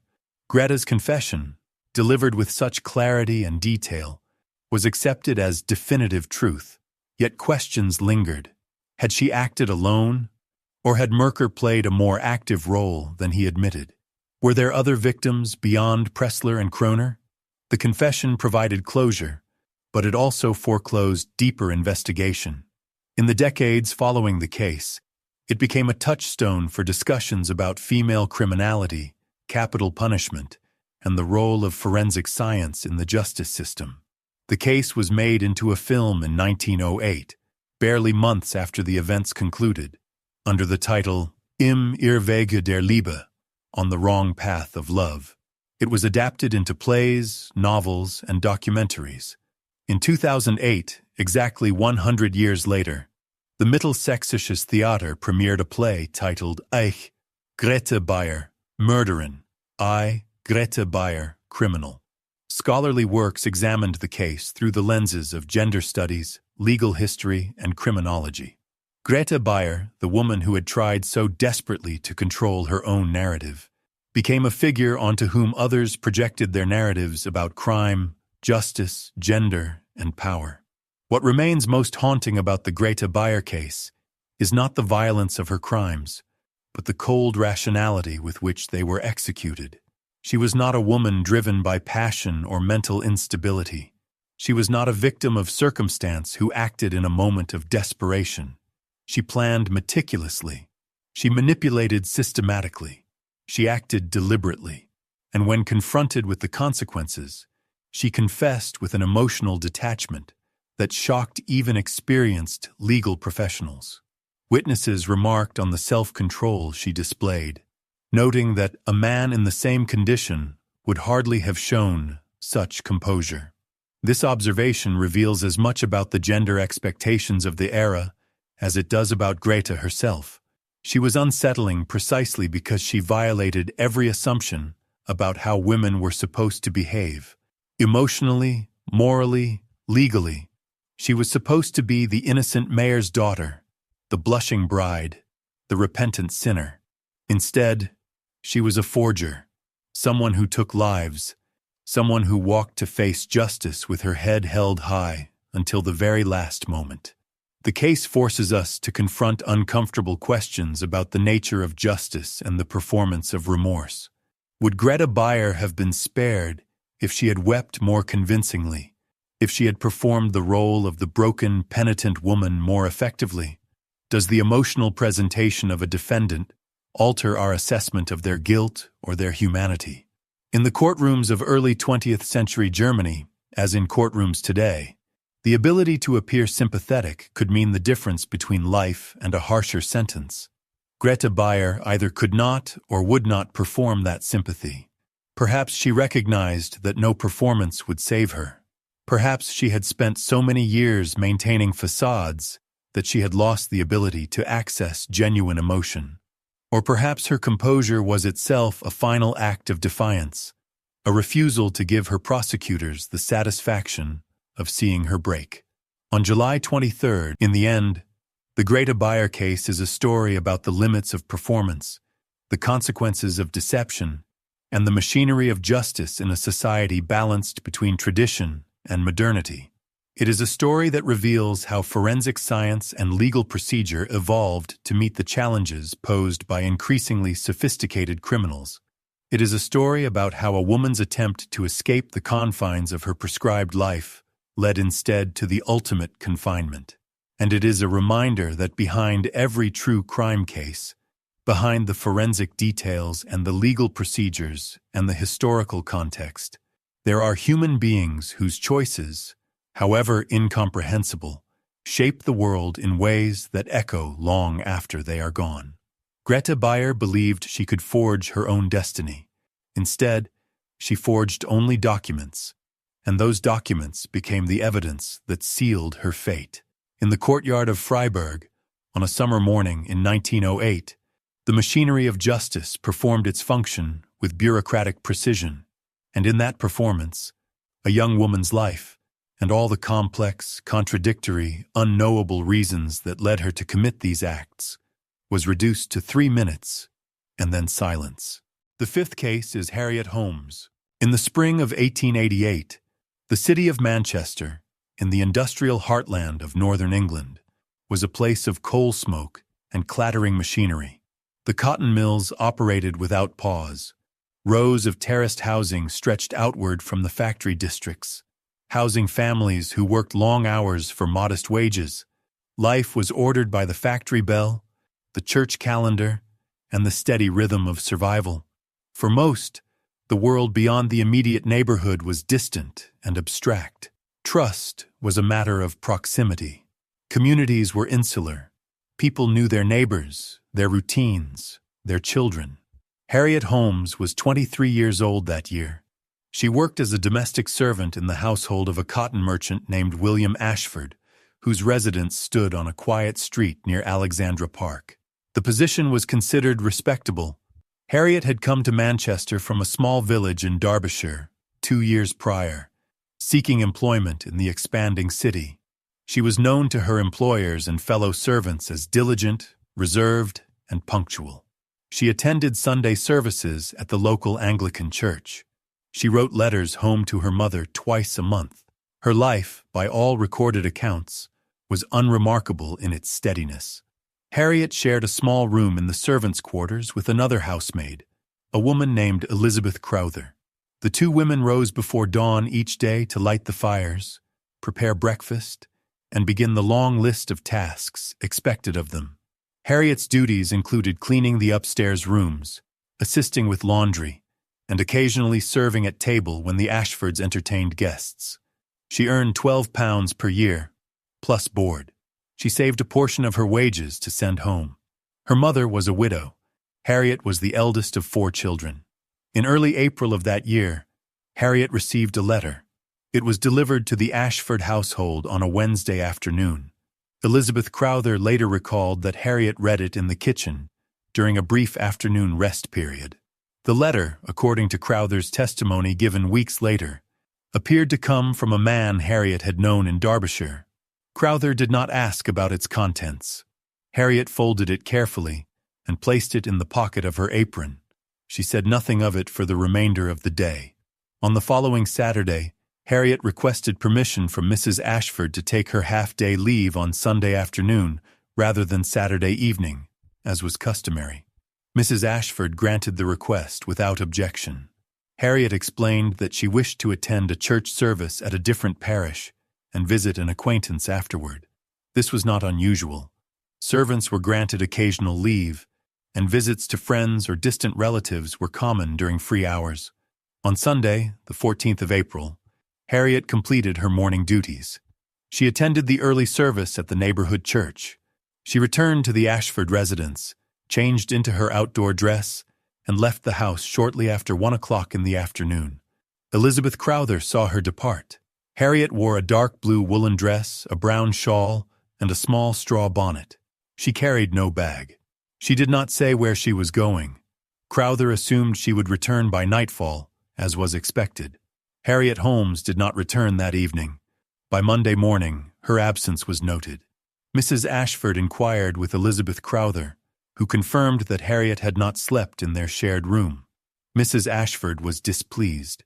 Servants who abandoned their posts without notice forfeited their positions and any owed wages. It was assumed, initially, that Harriet had acted impulsively, perhaps eloping or departing for another situation without proper leave.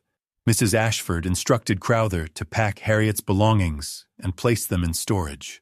No further action was taken for 2 days.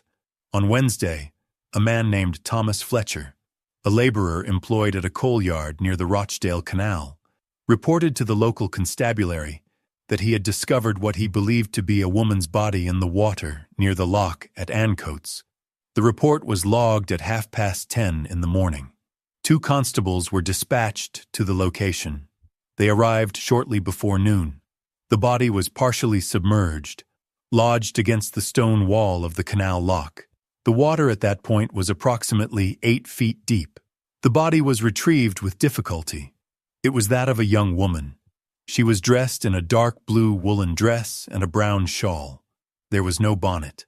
Her hands were bound behind her back with a length of cotton cord. Her face was badly swollen. There were visible abrasions on her neck. The body was transported to the municipal mortuary. A preliminary examination was conducted by the attending surgeon, Dr. Edwin Hargreaves. He noted the following observations in his written report. The deceased was female, approximately 20 to 25 years of age, of average height and build. The cause of death appeared to be asphyxiation, likely by strangulation, though immersion in water complicated the determination. The binding of the hands suggested foul play. Lividity patterns indicated the body had been in the water for at least 24 hours, possibly longer. There were no immediate signs of sexual assault, though a full post-mortem examination would be required. The police circulated a description of the deceased among nearby households and businesses. On Thursday afternoon, Elizabeth Crowther was brought to the mortuary by a constable who had taken her statement regarding Harriet Holmes's disappearance. Crowther identified the body. She was certain. She recognized the dress. She recognized the shawl. She recognized Harriet's hair, which was dark brown and worn in a simple braid. The identification was confirmed. The body recovered from the Rochdale Canal was that of Harriet Holmes, age 23, domestic servant, late of the Ashford household. The investigation that followed was conducted by Inspector Albert Dawson of the Manchester City Police. Dawson was an experienced officer, methodical in his approach. He began by retracing Harriet's known movements on the day of her disappearance. Elizabeth Crowther was questioned extensively. She repeated her account of the letter Harriet had received, the request for leave, and the departure on Sunday afternoon. Crowther stated that Harriet had seemed neither anxious nor distressed. She had appeared, if anything, quietly pleased. Inspector Dawson requested that any correspondence addressed to Harriet Holmes be surrendered to the police.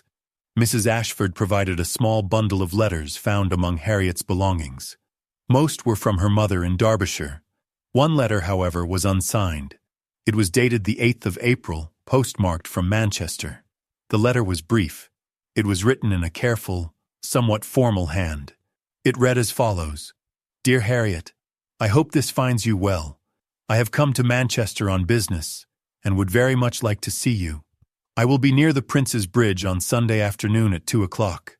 I trust you remember me fondly. Please come if you are able. Yours faithfully. There was no signature. There was no return address. Dawson interviewed the staff at the post office nearest the Ashford residence. No one recalled the sender. He interviewed neighbors and tradespeople who frequented the street. No one reported seeing Harriet with any man in recent weeks. He inquired at the church she attended. The vicar knew her only as a quiet, regular attendee.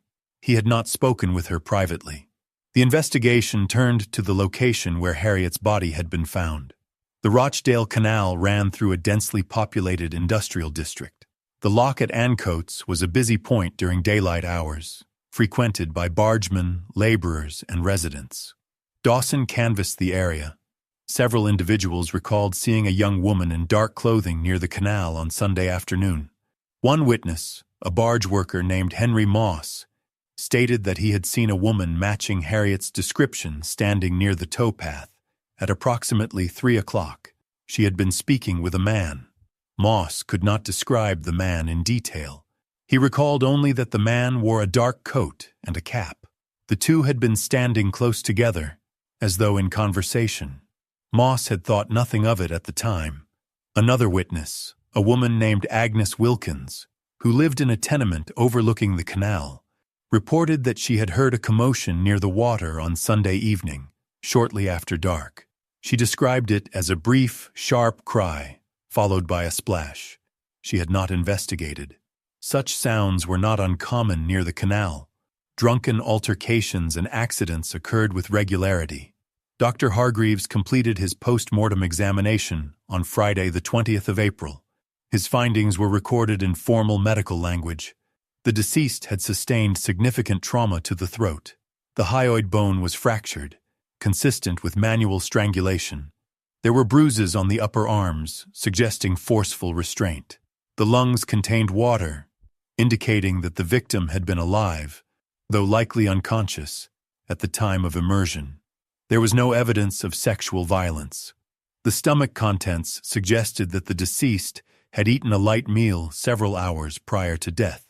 Time of death was estimated to have occurred between late Sunday afternoon and early evening. The binding of the hands was of particular interest. The cord used was common cotton twine, of the type sold in general stores throughout the city. The knots were simple but secure. Dr. Hargreaves noted that the placement of the bindings suggested the victim had been restrained while still conscious, then rendered unconscious or incapacitated before being placed in the water. Inspector Dawson returned his attention to the unsigned letter. He consulted with handwriting analysts employed by the police. The script was determined to be that of an educated individual, likely male, accustomed to clerical or commercial work. The phrasing was deliberately vague. The reference to business and remembering fondly suggested prior acquaintance, but offered no specifics. Dawson traveled to Derbyshire to interview Harriet's mother, a woman named Margaret Holmes. She was a seamstress, living in modest circumstances in the village of Bakewell. She was overcome with grief. She stated that Harriet had never mentioned any suitor or gentleman friend in her letters. Harriet had been courted briefly by a young man in the village before leaving for Manchester, but the association had ended amicably. The young man in question, a carpenter named John Ridley, was interviewed by local authorities. He had not left Derbyshire in over a year. He had no connection to Manchester.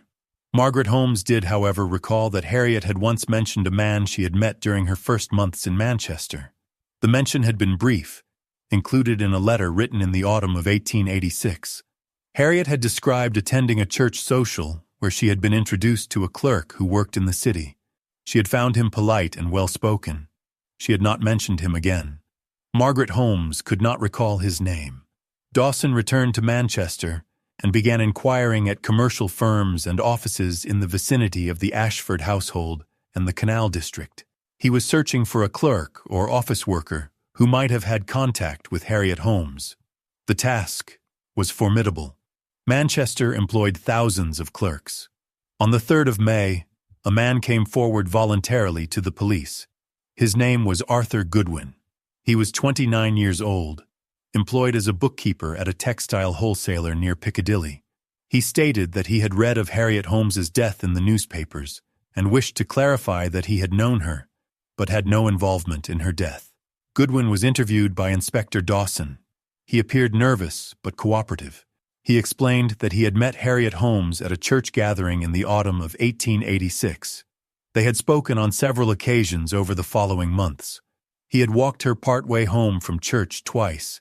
He had considered courting her, but the association had not progressed. He had not seen her in over a year. He stated that he had been in Liverpool on the weekend of Harriet's disappearance, visiting his sister.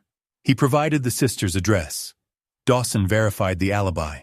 Goodwin's sister confirmed that her brother had arrived on Saturday and remained until Monday morning. Arthur Goodwin was eliminated as a suspect. The investigation stalled. Dawson had no solid leads. The anonymous letter remained the only tangible clue, but it offered no actionable information. Weeks passed. The newspapers reported the case with restrained interest. The death of a domestic servant, however tragic, did not command sustained public attention. Then, on the 17th of June, a second letter arrived at the Manchester City Police Headquarters. It was addressed to Inspector Dawson. It was unsigned. The handwriting matched that of the letter sent to Harriet Holmes. The letter was brief. It read as follows: "I did not mean for her to die. She would not listen. She would not be still. I panicked. I am sorry." The letter was postmarked from Manchester. It bore no return address. The confession was published in the newspapers. A reward was offered for information leading to the identification of the writer. Tips flooded the police station. Most were baseless. One, however, proved significant. A woman named Dorothy Mason, a shopkeeper's wife, reported that she recognized the handwriting. She stated that it resembled that of her cousin, a man named Edwin Turner, who worked as a clerk at a shipping office near the docks. Turner had visited her shop several times in recent months. She had noticed his handwriting when he signed the shop ledger. She believed the scripts were similar.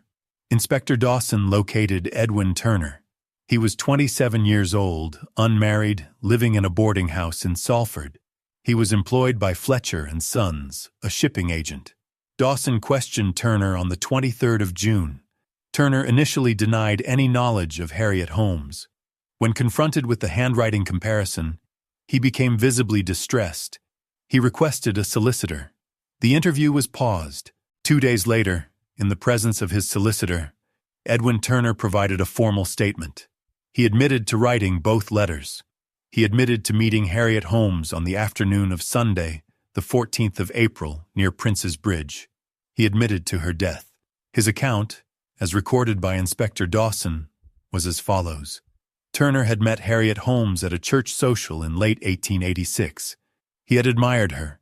He had spoken with her on a few occasions. She had been polite, but unencouraging. He had not pursued the matter. In early April of 1888, he encountered her by chance on a Manchester street. They exchanged pleasantries. He learned where she was employed. He conceived the idea of renewing the acquaintance. He wrote the unsigned letter, intending to meet her in a location where they might speak privately. She came to the bridge as requested. They walked together along the canal towpath. He expressed his affection for her. He suggested that they might begin a courtship. She declined. She told him, according to his statement, that she did not think of him in that manner. She was kind, but firm. She wished to return to her employer's house. Turner stated that he felt humiliated and angry. He tightened his grip on her throat. He stated that he did not intend to kill her, only to quiet her. She ceased struggling. He realized she was unconscious. He panicked. He looked around. There was no one nearby. It was early evening. The light was fading. He dragged her body to the edge of the canal. He removed his belt and used it briefly, then discarded it and found a length of cord nearby. He pushed her into the water. She did not move. He walked away quickly. He returned to his lodgings. Edwin Turner was charged with the murder of Harriet Holmes. The trial lasted 4 days. The jury deliberated for 2 hours. Edwin Turner was found guilty of murder. He was sentenced to death by hanging. The sentence was carried out on the morning of the 7th of November, 1888, at Strangeways Prison. Harriet Holmes was buried in the churchyard of the parish she had attended in Manchester. Her mother traveled from Derbyshire to attend the funeral. A small group of mourners was present, including Elizabeth Crowther and members of the Ashford household. A simple stone was placed to mark the grave. It bore her name, the years of her birth and death, and the words, "A faithful servant, taken untimely." The case of Harriet Holmes was recorded in the annals of the Manchester City Police and in the court records of the assizes. It was cited occasionally in legal texts as an example of a conviction secured largely through confession. It did not produce significant public debate. It did not alter procedures or laws.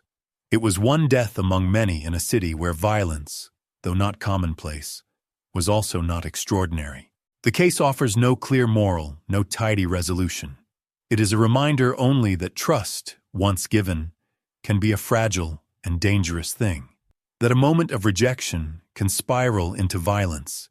That the ordinary routines of life can be interrupted, suddenly and irrevocably, by decisions made in haste and fear. Harriet Holmes was 23 years old. She worked in service. She wrote letters to her mother. She attended church. She accepted an invitation to meet someone she had once known. She did not survive the encounter. Her death was documented, investigated, and adjudicated according to the systems of the time. Justice, as it was understood, was administered. But the loss itself, the absence of a life that might have continued, remains beyond the reach of courts or verdicts. It is a silence that persists in the records, in the churchyard, in the fading ink of letters written long ago. This is what happened. This is what remains. Before we close today's case, on behalf of Case Factory, thank you for taking the time to follow this story with care and attention. These records speak for people who can no longer speak for themselves, and we acknowledge the weight they carry.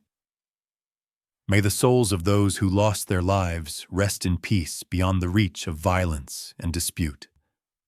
To everyone listening and watching, we wish you a calm remainder of the day, and when night comes, a deep and healthy sleep. Thank you for being here. Good night, and we will see you again after tomorrow.